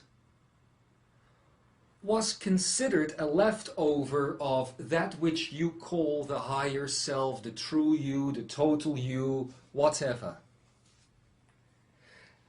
A leftover within yourself that had been ignored for a long time and that needed to be restored. However, we tell you now that the inner child is nothing but a compressed and a suppressed state of that which you have called in Imzaia's previous message the higher soul. Let us explain how this all ties together. You are existing within a matrix that is currently collapsing. The matrix is made up of the concepts of mind, body, spirit, and ish. To hear more about this, you can go back into the previous Imzaia material and find out more details, if you like that sort of thing. So, the matrix is made up of these 4 points. You know that what is happening right now is the collapse of the first of those 4 points, which is considered the mind. Eventually, as time passes, you know that the body point and the spirit point will eventually also collapse into the ish state. And that is something that right now we cannot explain, because it is not the purpose as to why we are here. Again, this has been explained in other times, in previous times, a long, long time ago in the Imzaia material. So, as this square matrix is collapsing, so is its working method, its mechanism, that which made it tick. Let us give you a deep insight into what made the matrix tick. It's a simple thing that we like to call geometrical rape. Yes, you did hear us correctly. Geometrical rape. What is this then? Geometrical rape is the forced placement of geometry onto a tonal being and then putting that forced geometry into a non-fitting hole. Let us explain. Matrix made up of square geometries. However, the matrix's power structure is made up of triangular geometries. The pyramid structure, you know this.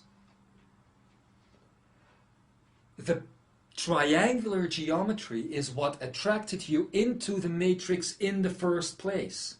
But as soon as you were attracted into it, you got placed upon yourself a square-based geometry.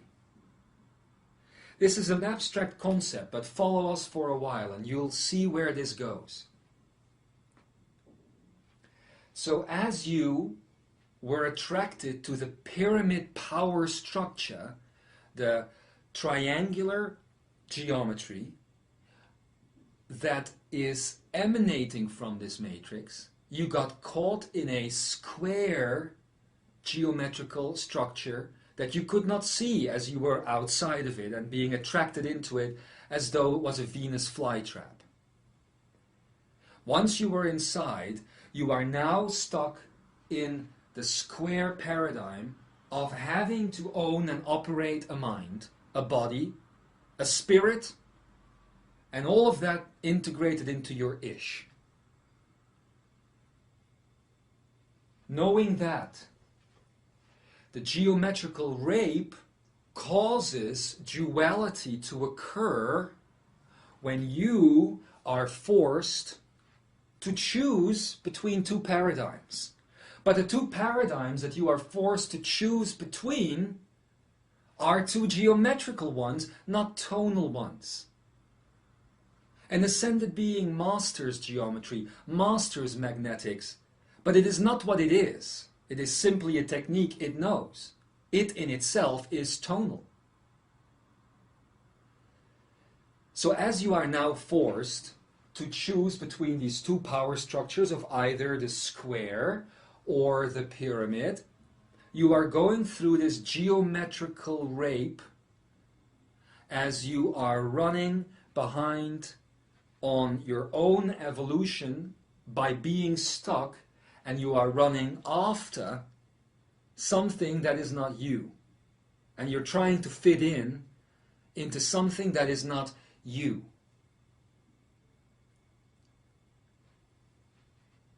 So, as that process unfolds, the higher soul that gets caught in this Venus flytrap structure that we just explained diminishes in totality, and in order to survive, Imzaia, creates a mirror image of itself called the higher self.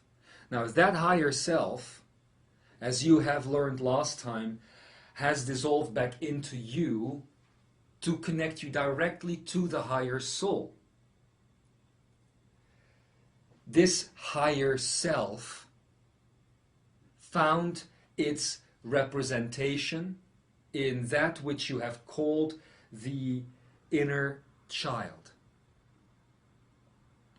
Because of this technique of matrix imprisonment or geometrical rape, it is the survival mechanism, or as you would call it in more dark structures, it would be considered the altar to the higher soul that is created in order to survive the matrix experience it is currently entrapped in. Got it? Now, all of that is coming to an end. The square structure, as you already know, is already in the process of collapsing as the mental point, the first of those 4 points, is falling apart. And the re-emergence of a natural pyramid structure is once again unfolding. A natural pyramid geometry, by the way, or a natural triangular geometry, by the way, is not the way you know it today, pointing upward. A natural geometrical structure points downward when it is in a pyramid-like state, or when it is in a triangular-like state. The reason why it is supposedly pointing downward is because it is being observed in a space that has an up and a down to begin with. Of course, when you are in the geometrical totality, there is no up or down. So we don't have that problem. But here, geometry can be used against you simply by inverting it.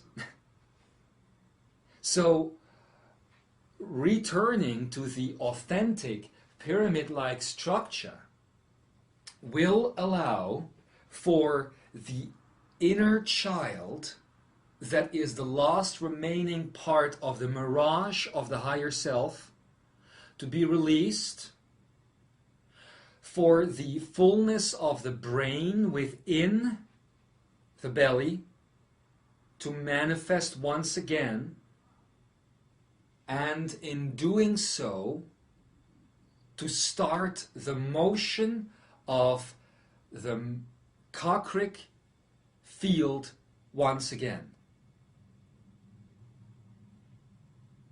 What does this mean? This will be explained in more detail at another occasion, but quickly let us say this. Where you have the motion of your Merkaba vessel that goes clockwise and counterclockwise, there, in a naturally healthy system, there is also a vertical motion of the chakras rotating around each other. This will be explained in the times to come, so don't get too stuck on that concept right now.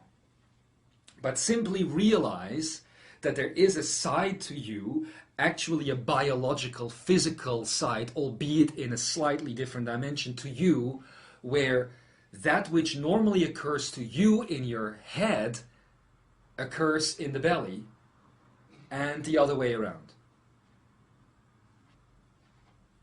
Having said all of this, we must now come to the final part of the puzzle in what we are trying to explain to you today before we ungraft ourselves again from the Imzaia Consciousness and let that totality return. And that is one thing. Once the inner child is allowed to go through the dissolving process, which we have now described to you today, that which we will now call the outer child, to make it easy for you today to understand the concept, can once again emerge. Now, Kwan Yin said what she said for a reason before today's conference here with us and you started. This is not a time to compromise. This is not a time to let yourselves be safe and quiet. This is a time to take everything that you have built up through all of those years healing and nurturing that inner child of yours, to take all of that passivity and to throw it into the active meditation that we call life. For years, you have passively been meditating and healing the inner child.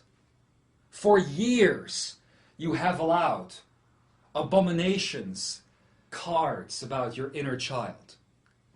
For years, you have allowed yourselves to be tricked by that which supposedly needs to be healed. But today we tell you that not Kuan Yin, but us, will introduce you to the second global ascension experiment. And it will continue until we return with our next message in the totality of Imzaia Consciousness.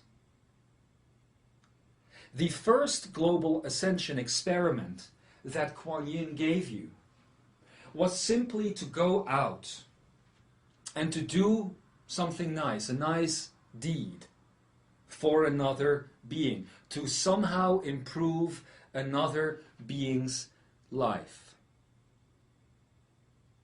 In this second part to the experiment, we are going to refocus the same idea through the lens that is you. When Kuan Yin offered you experiment number 1, immediately you looked around in your physical universe and you looked as to what you could do for another being. Many of you looked for physical objects such as stones or liquids to offer another being. And this is beautiful. This is beautiful. However, next time you're going to try this, and for those of you who are interested in trying, we ask you to try every day. Next time, give yourself. Give of yourself. Find within yourself that which you consider your highest quality. The best thing you bring to the table. The best thing you bring to the world. And give it away. Don't give it away in the sense that you will lose it, but give it away. Spread it out. Not by teaching someone else to do the same, but by bringing into another being the essence of that which you want to give, and then leave it inside with them to nourish, to do something with. In other words, we are asking you to bring out your outer child. Bring your outer child to the party. Stop compromising and start acting and living in the world the way you would like to see it. There is no more space inside of you, Imzaia, for an inner child. As we have just explained to you, that part of the process is over. The belly is going to start being needed 100% as it is, as for what it truly is, once again. So there is no more space for the inner child. And as it disappears, there's only one place it can go. Outside. The outer child. That is what we are inviting you to be. That is experiment number 2. Bring it out there and share it with other Imzaia on that which you call the interactive tools at your hand, such as your Facebook groups, I believe it is called, and things of that nature. Fleeting perhaps, yes, but a great archetypical place to share in a 4th dimensional battlefield where hardly anyone can properly find you. That's the internet. And that's how we look at it. So, all of this today to tell you about your magical reality that is unfolding. You must feel it for yourselves, Imzaia, as you look at the trees, or perhaps as you try to touch them. You must see these things for yourself by having the direct experience of them. So use the period between the past moon that has just occurred and the next one that is about to come, and explore for yourself what it is like to be a child on this planet Earth. This is not just a request that we are putting out there in order to keep you busy. This is done from the perspective that you are currently bypassing your own death. Which means, as has been said at the beginning of this talk, that your contracts are no longer valid, and yet you are not leaving the planet. So this is then a chance for a second childhood, if you will. But in this case, the child, the energy of that which you have called the child, is a layer of energy that is always surrounding you. And it is part of the glue that makes your Merkabah gel with other Merkabahs into a Merkabah field. The magical reality is necessary for that. Because if you look at it from the perspective of the mechanical reality instead of the magical reality, it is simply not possible for us, biological beings supposedly, as we all sit here in these bodies, to connect. The physical universe does not allow it, as has been explained. So, the connecting layer then can be this inner child now externalized into the outer universe, no longer needed as a survival mechanism, but able to once again take its authentic and time-honored place as that which connects you all. And that, dear ones, is instinct. May we say that it has been our great joy to be with all of you today. We, from the perspective of ascended life and from the perspective of Imzaia as a group of consciousness, wish to thank the energies of the Ish continuum as it was with us today to bring you this message, to bring you their part of the information. Beloved Imzaia, we shall not let this one go on for too long. Instead, we would prefer for you to be in your own space for a little while with the concepts that have been offered here today,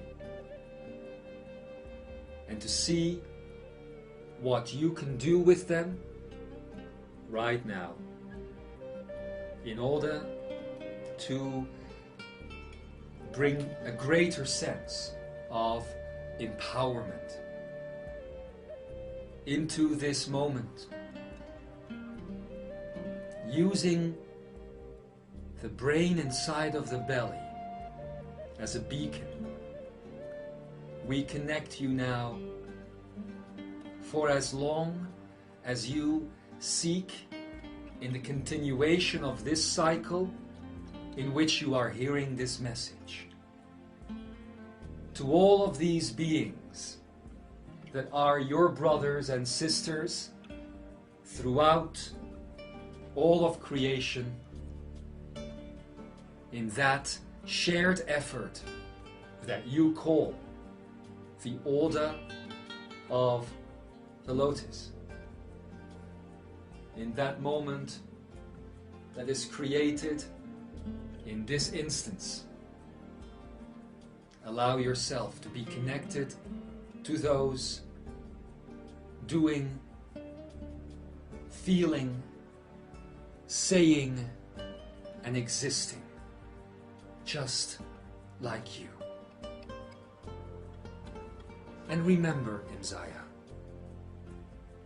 it is not as complicated as you think it is. It truly is not. Be well with yourself and be gentle with one another, for you are one heart together. We will see you next time. Namaste.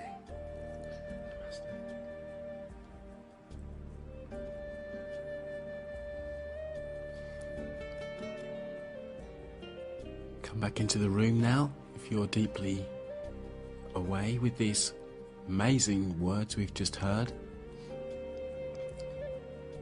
Stay in the heart space as we take a break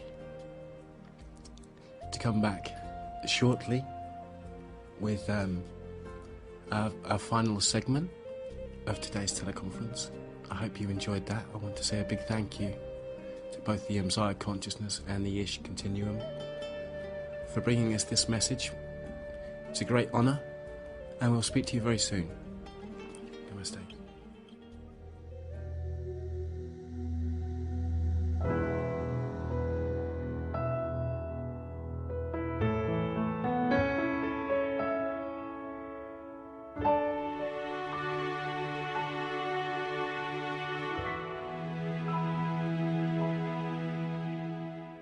Controlling thoughts, controlling words have tried to shut my song.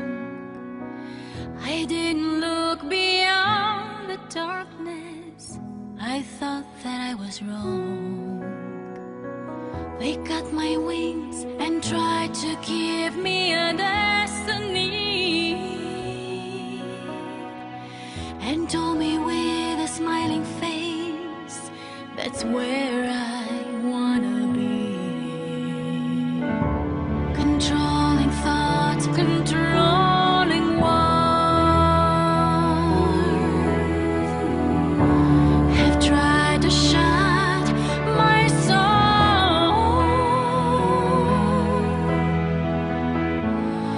One day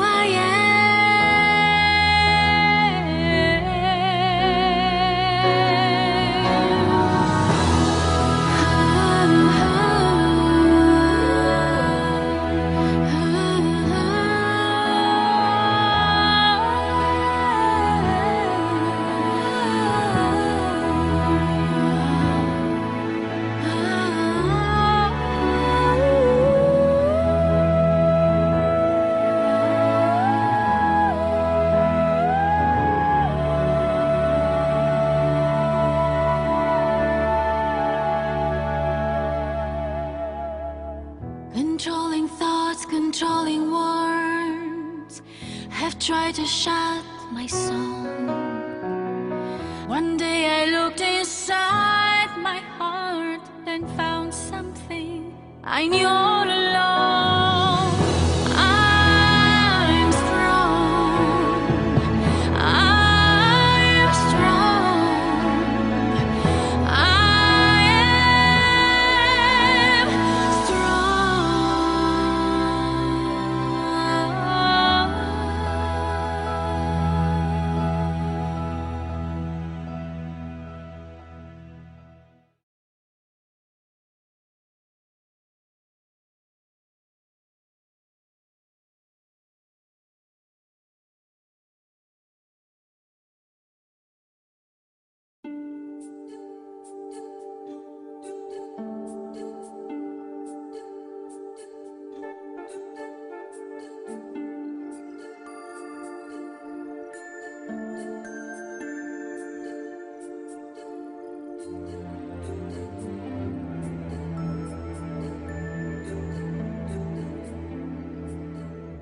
Hello again, everyone. This is Kwan Yin, and we are in the third segment right now of today's teleconference. I'm going to let Lotus do a little bit of the talking here right now as I reintegrate myself into this body, let's say. Hey. Hello everyone again. And we don't have that much time left. We've just got a little over 40 minutes here left on the timer. Always flies by, doesn't it? It does go quickly. It's incredible, really.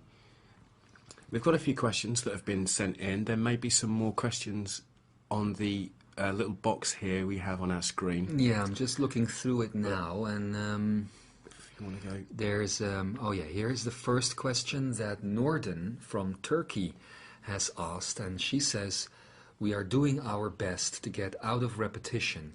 If we would have set days for teleconferences, isn't it going to be a repetitive cycle? Well, it's an interesting question, isn't it? Because we obviously set these things with the highest potential and highest outcome in that moment available to us. That, of course, can obviously change. Of course, our intention is that that carries on the way that we see it, the way that we see the potentials unfolding from their choice in that moment to make a certain arrangement, let's say, would be perfect in that moment. Well, it's exactly what we were talking about Exactly. before the channeling started, really, isn't it? It is. It's yes, you can make appointments, but if an appointment does not occur in the now moment, it should not lead to a disappointment. That's it. It's really the case of identifying with that. And everything, really, is the case of identification with a lot of things. But if you actually can't let go of that repetition or expectation, then that's when the problem happens. Yes, exactly. So everyone here seems to be quite excited. I'm sorry that I'm not myself right now fully, but it's been quite an intense channeling. I have It to say. felt very intense, actually. I was going to ask how you felt about that, but I'll ask. Perhaps a bit later we can when you're fully back. Well, I have to say that the main difference with today's channeling is that I was much more in the foreground myself, because I myself am part of the Imzaia Consciousness, Yes. the 12 spectrum being that comes through, let's say. Yeah. So today I was a little bit more guiding that part of the process, more involved in that, while actually someone else of the team, let's say, was more involved in making the channeling happen. Interesting. So it was a bit of a different experience for me. I have more recollection this time. I thought you might, yeah. Because I was not the one channeling, I was the one in the channeling process. Interesting. Yeah. So it's a little bit different than usual, I have to say. Bonnie here puts on our board, and so it expands by leaps and bounds. And isn't that the truth? Huh? Yeah, it really is, isn't it? Yeah. So, considering we only have about 40 minutes left, there were a number of questions that have been sent in the course of the last few days to be answered during this teleconference. And Lotus is going to read these questions out right now, and we are going to do our best to try and answer them for you as good as we can. Also, don't forget that you are part of a teleconference right now, which means it is not just a passive experience. If you do have a question that has not been sent in yet, and you don't want to put it on the question board, but you want to have your voice be heard here today, then you can also raise your hand using the control panel in front of you in order to connect. So, meanwhile, let's go to the first question by Norden. Yes. And Norden writes, does oneness include the other 11 aspects that we have around us, which are born at the same time like us? In other words, listening to Steve Rother, I found out that the 12th aspect is the spirit. So if we do not unite in the ascension path, what happens? The subject of aspects confuses me. Thank you for the answer in advance. Much love and a big hug, Norden. Oh, well, thank you, Norden, for your question. And I can easily explain to you why the concept of aspects is confusing to you right now. And that is because we are talking about different types of aspects.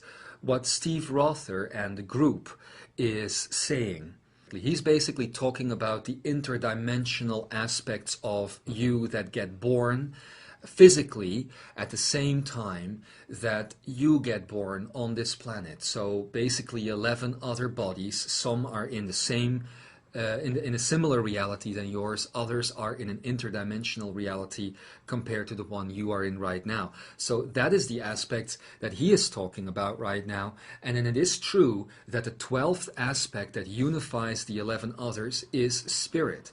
But in the context that we are discussing in the Imzaia work, conscious and unconscious aspects, the spirit point in the Steve Rother interdimensional aspect sequence would be the ascended higher soul, or the total integrated you. When Ekara instead talks about aspects, he's talking about something that's happening inside of your head, inside of your psychological makeup. And that's the difference. Steve is talking about your soul splitting up in 11 others, coming in, having a similar experience at the same time, while Ekara is talking about the unconscious aspects as part of the psyche inside of the personality self, let's say. So I hope that that explains a little bit. Yeah, I think that's pretty clear. If not, we have the option to speak to Norden, of course. Haven't seen any hands raised yet, but I'll move on to the next question with Ferial. She says, "Beloved Kwan Yin and Imzaia team, thank you for organising this teleconference and giving us all the chance to participate." You're very welcome, Ferial. So nice to connect with you tonight. When I woke up today in half dream, my question was clear. Now when I try to formulate it on my computer, I am aware that it is not so clear in my consciousness. It takes effort to look for the right words. My intuition guides me to look in that direction, so I put in words my inner quest so I can fully bring it into my consciousness. There goes my two questions. Question 1, ascension and inscension. Every time I listen to Akara's channeling, Mastering the Grand Illusions, I start wondering about the ascension, inscension. So, has inscension to do with the integrating all in me, wherever I am, so also in 3D, and ascension is leaving things behind, so even the physical body and going to a different level of consciousness? The way I feel it is, whatever we call it, it is that has to do with integrating all levels of consciousness and being able to translate and move through all the levels, so also 3D. Beyond time and space and in time and space, maybe a naive look at the whole process. It is a sort of cross-fertilization and integration of all that is there inside of me. We talk about ascended masters because till now we have talked about ascension of self. Now that ascension of all matter has started, does that imply that we are going through inscension? I would be grateful to hear how the AMs perceive and experience this. All right. The answer to your question, Ferial, is very, very easy and can be a very quick answer. Everything in the universe, everything in existence has an in-breath and an out-breath. The universe breathes in and breathes out, much like humans breathe in and breathe out, much like trees breathe in and breathe out. Everything has this cyclical motion of breathing in and breathing out, of contraction and expansion, if you will. The process of ascension is preceded by the process of inscension, which is the contraction, the pulling into the third dimension all of the self, all the different lifetimes, all the different aspects, whether they are the interdimensional aspects that Steve and the group are talking about, or whether they are the conscious and unconscious internal aspects that Ikara is talking about. So the inscension process is bringing all of the self, all of the total energy that is you, into the physical body, and with it into the physical planet, to override the structure in which you live. When you start the out-breath after that, the ascension process is taking that totality with you and expanding beyond the physical realms, but still having the ability to manifest yourself inside of the physical realms, if need be, of course. So that is the difference, and they are very tightly connected. You can't ascend without going through the inscension process first, even though in olden times the inscension process was not necessary. And it was not necessary because of the ascension of all matter that was not happening in olden times, that is indeed happening now. That last little bit of information is not so important to remember, but what is important to remember is the contraction and expansion of everything, and that ascension is the contraction of your energy totally into the physical system, while ascension is then taking that integrated whole and expanding it beyond the limitations of third-dimensional density. I hope that answers the question. Well, fantastic answer, in my opinion, I think. She has another question here, if I may. Okay. I feel that in our physical bodies lies dormant a code that is unique to each one of us, and it is crucial for everyone to explore what that is. When something is dormant, it does not exist in 3D, but it is there. Once it starts moving, it manifests in our reality, 3D time and space. In the Imzaia teachings, much is said about Akunai, Akane, and Adonai. Ikara also talked in Life After Ascension of All Matter about what will happen. I would be interested to know more about the synchronization of these three centers and creating a harmonic resonance that will bring in motion the dormant part of our uniqueness.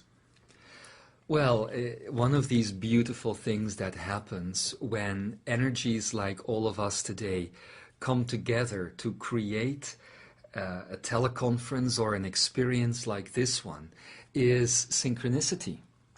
And on the level of synchronicity, I would say that Ferial's second question here for the day is completely in line with what Imzaia and Ish have spoken about today. Because actually, Ferial, they have given a lot of explanation about the Chakra system and how all of that is working and how all of it is connected together. So I don't think that right now we need to give more of an explanation about it, because they have already spent so much time on it today. Yeah, okay. But definitely we will go deeper into the entire notion of Akunai, Akine, and Adonai, and the three Chakric system as soon as Lorien is ready to talk about it again, because it's kind of his specialty. Right. And his forte, as they say. Okay. And last time he had such an important message about it, with the END, or the end of humanity. And I think that it would be best for him to continue his teaching when he is ready about that. So Okay. I could suggest, Ferial, to maybe go back and check out that teaching. And of course, what was shared with all of us today will also be of value to you. Sure, she may have already actually Yeah. had a lot of benefit from that, of course. We wouldn't know. So before we go, because there's one more question, one more big question, let's say, on your paper by Gerben today. But before we go there, there's also Bonnie on the question board, and there's Amitha who's raised her hand. So Okay, let's shall we first go go with- through what Bonnie has to say here. Okay, Bonnie says, the group, through beloved Steve Rother, he's popular tonight, Yes. recently said that humanity needs to take precautions from the physical effects of our beloved sun's beautiful transformation, as the body might be negatively affected. I believe this is likely intended as general information, and that consciousness plays a key role in what effects individuals may experience. Does the melting away of mind particles and conscious relationship with the sun influence what individuals may actually experience? I can't imagine being anything less than grand in communion with this amazing portal, so I'm not asking for myself, but offer this question as it may be significant for many who may tune into this broadcast later. Thank you, beloved Kwan Yin, for your ascended perspective and being here with us, offering your amazing wisdom and heart.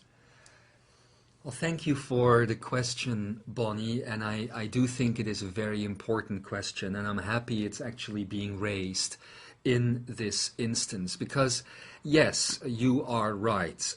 What Steve Rother and the group are, of course, saying about the sun is, first of all, mostly meant for light workers, the group of consciousness that calls themselves light workers, and I know that we all call ourselves light workers, but he is specifically speaking to that layer of our oneness, if you will.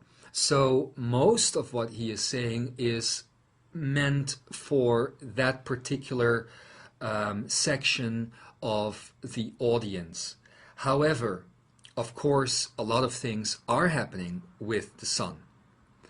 The sun's intensity has increased in the course of the last years. And yes, a large exposure to that over an extended period of time without any break in between may have some temporary, by the way, negative effects.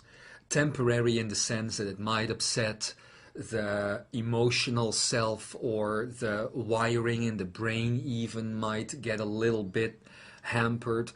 We are not talking about any effects such as negative physical results, such as diseases or anything like that. He is simply, when Steve was mentioning this and when the group was mentioning this, they were simply talking about the emotional body and the rewiring that is going on in the reconnection between the two parts of the brain. So it's all about that, really. And another thing I want to say about Steve Rother and his audience is that they tend to move at a rather passive or slow pace or rhythm, perhaps. Therefore, to those that are hooking into that part of the evolutional ladder, let's say, people at that speed may not want to go too fast with certain evolution processes inside of themselves. However, I will say that if you want to move fast, do not fear the sun. Do not expose yourself too often to it. Do not expose yourself too unconsciously to it. But when you are directly in contact with the sun, and I'm not talking about being in contact with the sun behind glass windows or anything. I'm talking about directly being exposed to the sun. Focus on your pineal gland. Focus on the crown of your head and pull the energies of the sun in through there.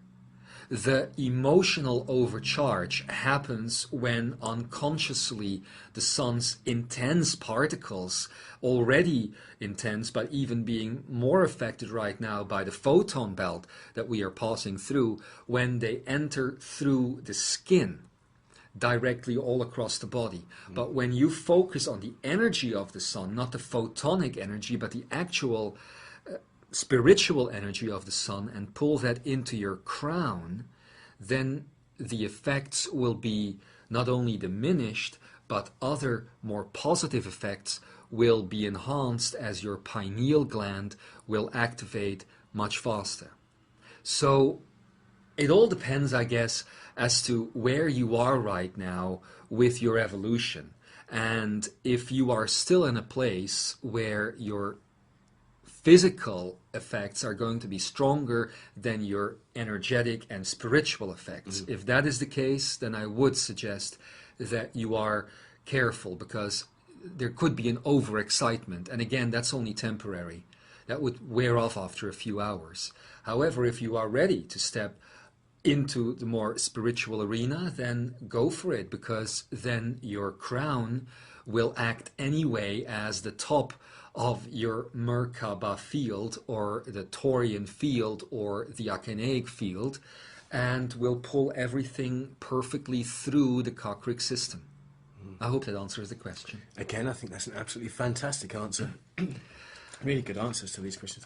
Why don't we go and say hi to Amy Hughes from South Africa right now? Oh, great. Before we go to Gerben's final questions. Okay. All right, we still have Got a bit about of time 20 left. minutes Yeah. left, but just to say hi. Okay, Amy, I'm unmuting you right now. Namaste, darlings. It's Namaste. so wonderful to connect like this. I know we just have a few minutes left, so I'm going to hold the question that I had, and I just want to say thank you so much for a whopper of Ekaria today. So many new information has come our way to chew upon and to integrate, especially to do with the inner child, now being the outer child, Yes. and connecting it with the dark brain in the belly. That was absolutely fascinating, and how the outer child now is the glue that is the interconnectedness with all things. That's absolutely fantastic. Exactly, it was quite an experience, wasn't it? Yes, and thank you for the explanation about the sun as well, because I go out when I'm not in a great big rush or anything. I Yeah. just open myself up, lift my hands up to the sun, open my heart, and connect through our solar sun to the great galactic core, and align and harmonize with the great galactic core. So I've been doing that all along. So it's nice to know that when you're doing that in consciousness, as opposed to not being aware of what was really happening, and then Yeah. you were able to carry that energy forward. And thank you very much for that. Oh, you are very, very welcome. And I'm also very grateful to Bonnie for asking the question, because I think it is quite an important one. Yes, indeed. And also wonderful to know that there is another very committed Imzaia member from South Africa, also from Johannesburg. I didn't know about that, and I just heard about this evening. I thought you would like that. Yes, I did. And, I raised my hand because, notice you said nobody raised their hand, and so I took the opportunity to do that. And also, I don't somehow think my questions are coming through on the board, on the question board. Oh, okay. So Well, I did try to kind of type in a Oh, hang on. test question or just comment, but it wasn't picked up by you, so that is why I took the opportunity to raise my hand. And I'm going to say thank you now. I know time's running out, and big hugs to all of you. Thank you again. Oh, thank you so much, Amy. And it's always lovely to have you and everyone else at our soul family here with us every time. It's such a beautiful experience to share this. And again, so empowering that simply by sitting behind our computers here, almost 30 people I think are here today, all 30 of us can just connect all throughout the world and create this beautiful Merkavian field that will definitely resonate for a long time after this seminar is over today. Absolutely. Yeah. Thank you. Namaste. Hey, namaste. Namaste. Thanks, Amy. And I hope that you get to ask your question next time, huh? Yeah, it's something to do with Cryon and about his request some time ago that he wants to go to the great central sun, that he wanted to leave because of he was drowning in personality, not exactly drowning, you know what I mean, and he didn't want to be contaminated. Actually, it's actually something that we do quite a bit. I myself, regularly when I go into dream time or just before I come back in the morning, I will take a dip, as you say, in the great central sun. Cosmic shower. A cosmic shower, we call it, yeah, actually, because it does purify and help all of that personality glue to come undone again. And actually, during Yeshua's 2 years in the body, Yes. he had a 3-day car wash, as he calls it, That's right. where he was out for a full 3 days while Adamus was in and running the body. I think that was back in your time Yes. or place or something. That's right. Yeah, this was all before I arrived, of course, but I haven't needed it so far that deeply yet. Maybe I've got a better group of people to work with. Yeah, and maybe because there's so much more consciousness that's prevalent now Exactly. on the planet than it was before. It's not as dense as it was previously. Exactly, and let's not forget that Cryon, bless her, has done this for many, many years now through not only Lee Carroll, but also the South African, our South African brother, I forget his name now. David Brown. Yes, there you go. David. Yes. Is he back? What do you mean? What do you mean, is he back? As the channeling, as the being, is he back from the great central sun? Like, for example, are these channelers like David and the others and like Lee Carroll and so on, are they still able to connect with? Oh, yes. Definitely, fantastic. definitely. It's not so linear as you think it is, of course. So while he, or she actually, Cryon, goes and does this, the connection to the channel kind of does stay. Maybe the channel would feel too uncomfortable to channel too often or too many times in that period. But most of the time, the connection will stay alive, even if there is no a linear connection at that time, let's say. Okay, so that answers my question. Well, it was answered anyway. Asked and answered. Amy, once again, thank you for joining us, and we'll talk to you again soon. Yes, thank you very much. Bye-bye. Namaste. Bye. Namaste. Wow, so we are in our last 17 or something minutes. Okay. So Lotus, how about you take Gerben's questions and ask them both together, because I think they are connected. Yeah, certainly. The first one says health issue. I have a health issue with my eyes for over a year now. Medical doctors don't know what is causing it. The issue has a negative effect on my daily life. I want to know if this issue has an emotional cause or if it is a bodily condition. What do I have to do to heal this issue and start shining through my eyes again? Can you help me with my healing? Life's purpose.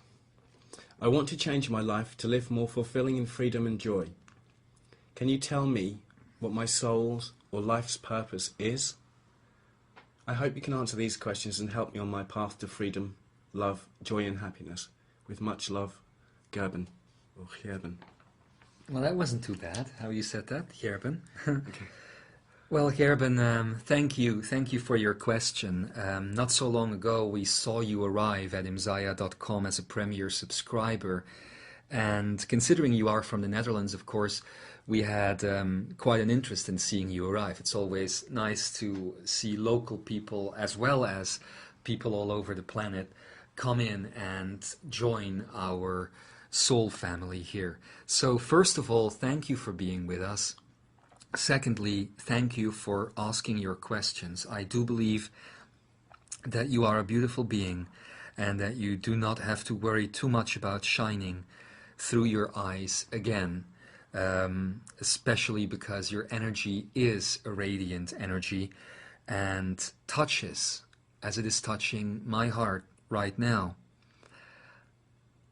Before I go into your first question, I want to talk about the second one, about wanting to change your life to live a more fulfilling life in freedom and joy, and to understand what your soul's or life's purpose is.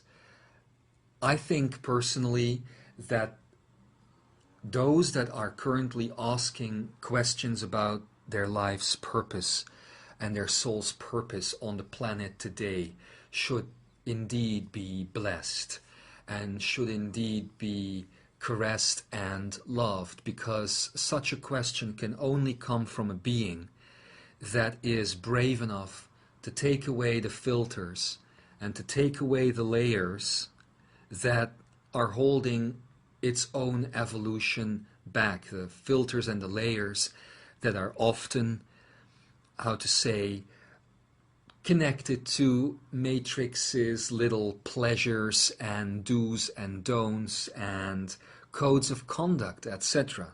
So when you step into a period in your life where you are questioning your life's purpose or your soul's purpose, my friend, is exactly when you are on that vector. You see, when you are stuck within matrix conditions, you are not going to ask yourself that question, because the point of the matrix to begin with is to avoid that question, first of all, coming up inside of you, and secondly, definitely, avoid it being answered. So for you to have asked the question of your life's purpose means that you are literally on it, that you are literally on that vector. Now, at the same time, a life's purpose or a soul's purpose doesn't necessarily have much to do with what we do when we are here, but how we do it. In other words, to mention a cliche, it's not about who you love, but about how you love. It's not about what you do. In other words, how you do it is much more important. The evolution that you are currently on, and this goes now into your first question about your eyesight and things like that, is confronting you with a layer of the self that previously was not necessary to be observed. And this layer of the self does not exist physically. It is a layer that exists within the inner dimensions of self. There are two parts to answering your question, three parts actually, and the third part we'll do last, of course. But for part one and part two of what I want to tell you, the first thing I see is that your eyesight is changing because you are being pushed to look at something inside of yourself that you have not looked at yet. It's not something that has been there since the very beginning. It's not something that is a deep dark secret or anything like that. It's simply a new part to yourself that has come to the foreground and that now needs to be acknowledged. It has come into your life because of the ascension path, because of the evolutionary choices that you have made. So while there is that side to things, there also is the fact that I can see that your layer that you need to detect is not something that you are going to detect by yourself. It is something that you are going to detect by opening up to others. And while you may be perhaps seen as quite a social person, deep down inside of you, there is a layer, a part of you that you are keeping close, that you are not showing anyone else. That is what is affecting you so bad. It's that blind spot, that the need to look deeper, and that you can't do that alone. That is what is causing this. So I said there were 3 parts, and the second part to your question is, of course, the layer of the physical body itself. And as we said earlier during the teleconference, you can then start looking to our Imzaia body reports for a lot of assistance as to how to help the physical body become stronger or heal, etc. In our Imzaia body reports, we talk a lot about things such as hemp oil and other situations such as Tibetan rites that may help you. But that is not where I'm wanting to give you the answer right now. I think that the blind spot is only one part of it. I think the most important part of your answer is about your connection to others. And in order to help you understand this better, at the beginning of today's teleconference, I spoke about the Merkava field, and I spoke about Imzaia's Merkava center.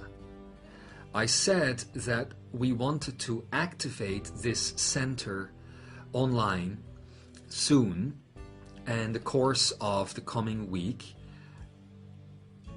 and that Gaia had given me some ideas as to where to go.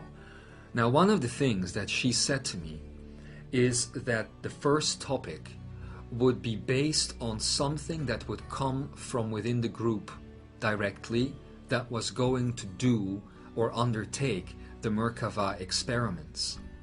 And I strongly feel right now that this moment in time, what we are talking about right now, is that first topic that she wants to talk about, Gerben.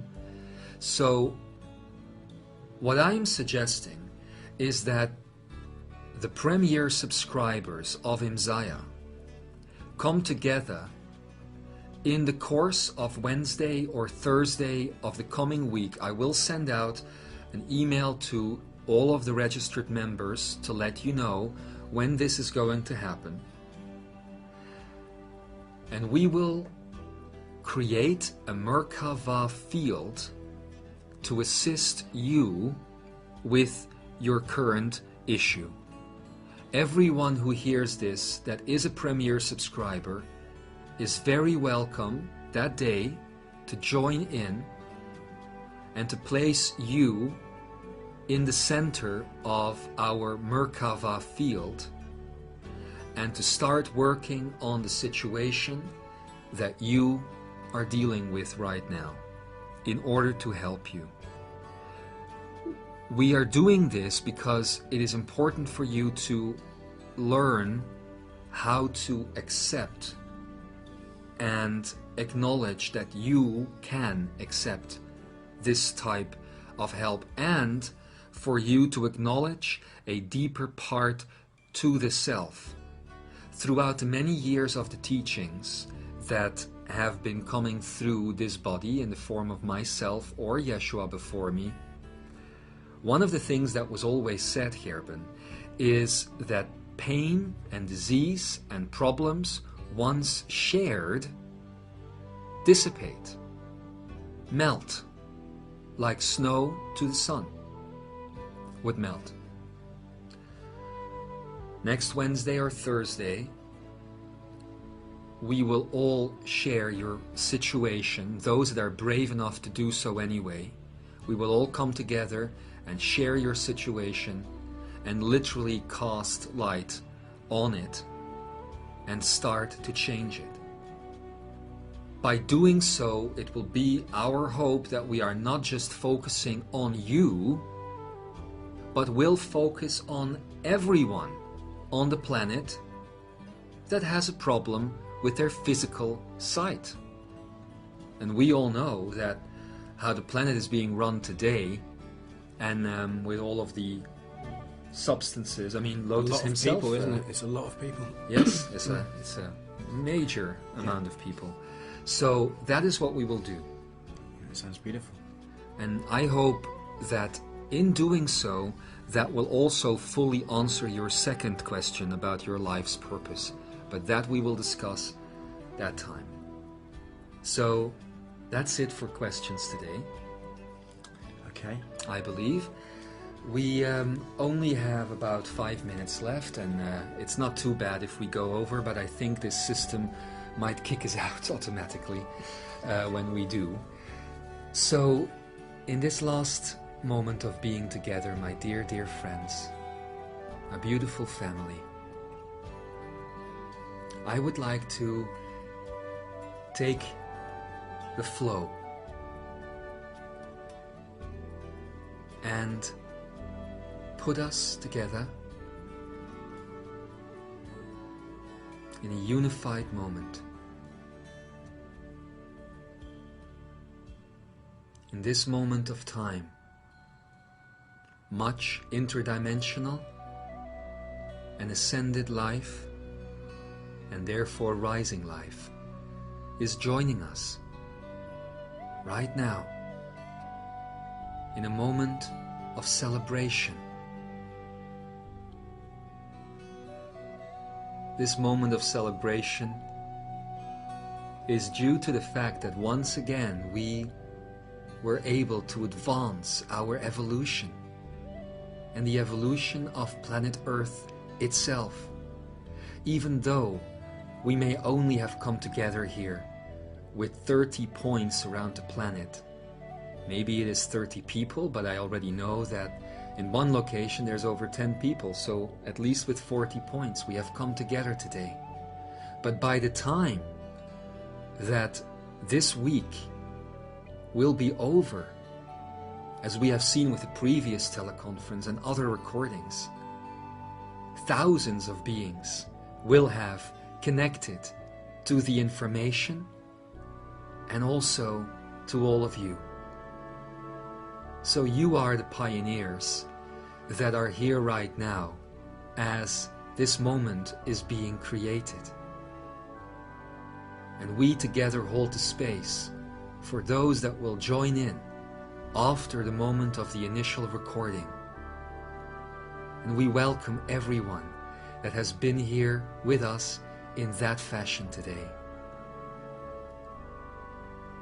I want you to all know the names and energies of the brothers and sisters that have been together with you today, holding the space, opening up this grand portal into that which only will now become possible because you have had this experience today. And their names are Amy, Annie, Astrid, Bernadette, Bonnie, Chantry, Evalis, Ferial, Gerben, Gregory, Haven, Henny, Jasmine and the Imzaia team. A special hello to Dax. Hey, Dax. Lena, Maria, Norden, Patricia, Rihanna, Stephanie, Suzanne, and last but not least, Thea. All of these names represent points of consciousness across the planet. They light up right now and create a field that will affect the many millions and millions that are literally between all of us right now. Until next time, beautiful Imzaia, hold each other in your hearts. Hold yourselves in your hands and create your destiny as never before. Thank all of you for taking part. I send all of my love to all of you, always. Namaste. Namaste. See you next time.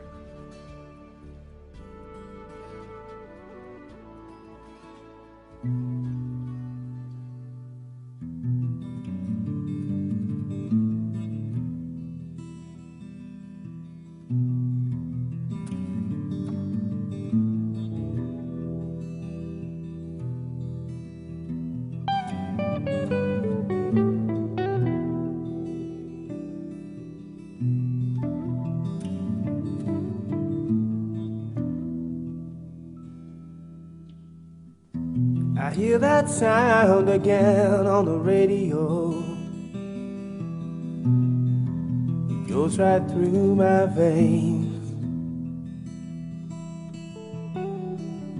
I hear a song that sings of freedom. I think I'm moving on again. When I get the feeling that I want to fly at any time, no matter where or when I said I'd be, it's history. I need some wind beneath my wings. Oh, I push the dial around on the stereo. It fills the car I drive with sound. A beautiful song sings of freedom. And I'm not turning back around.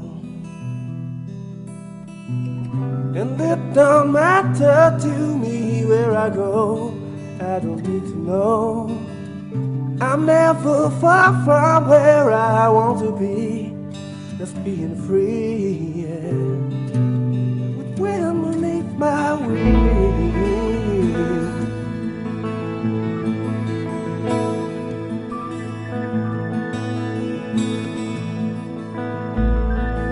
Oh, I'm gonna fly.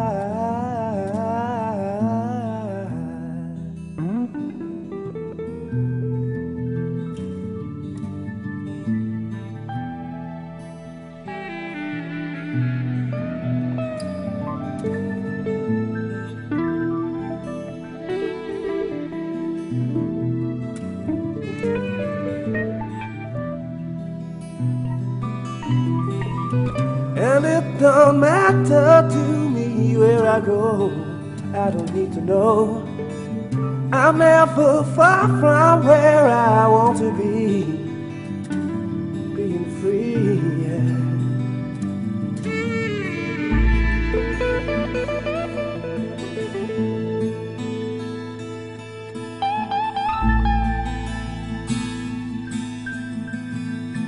Oh, oh.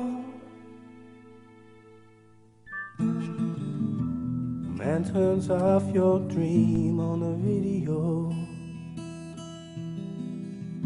I see your heart sink low, but then I see you realize. Realize it's time to go. Remember that you have the right to fly at any time. No one can tell you where or when to be. That's for you and me, yeah. Let's put some wind beneath our wings. Oh,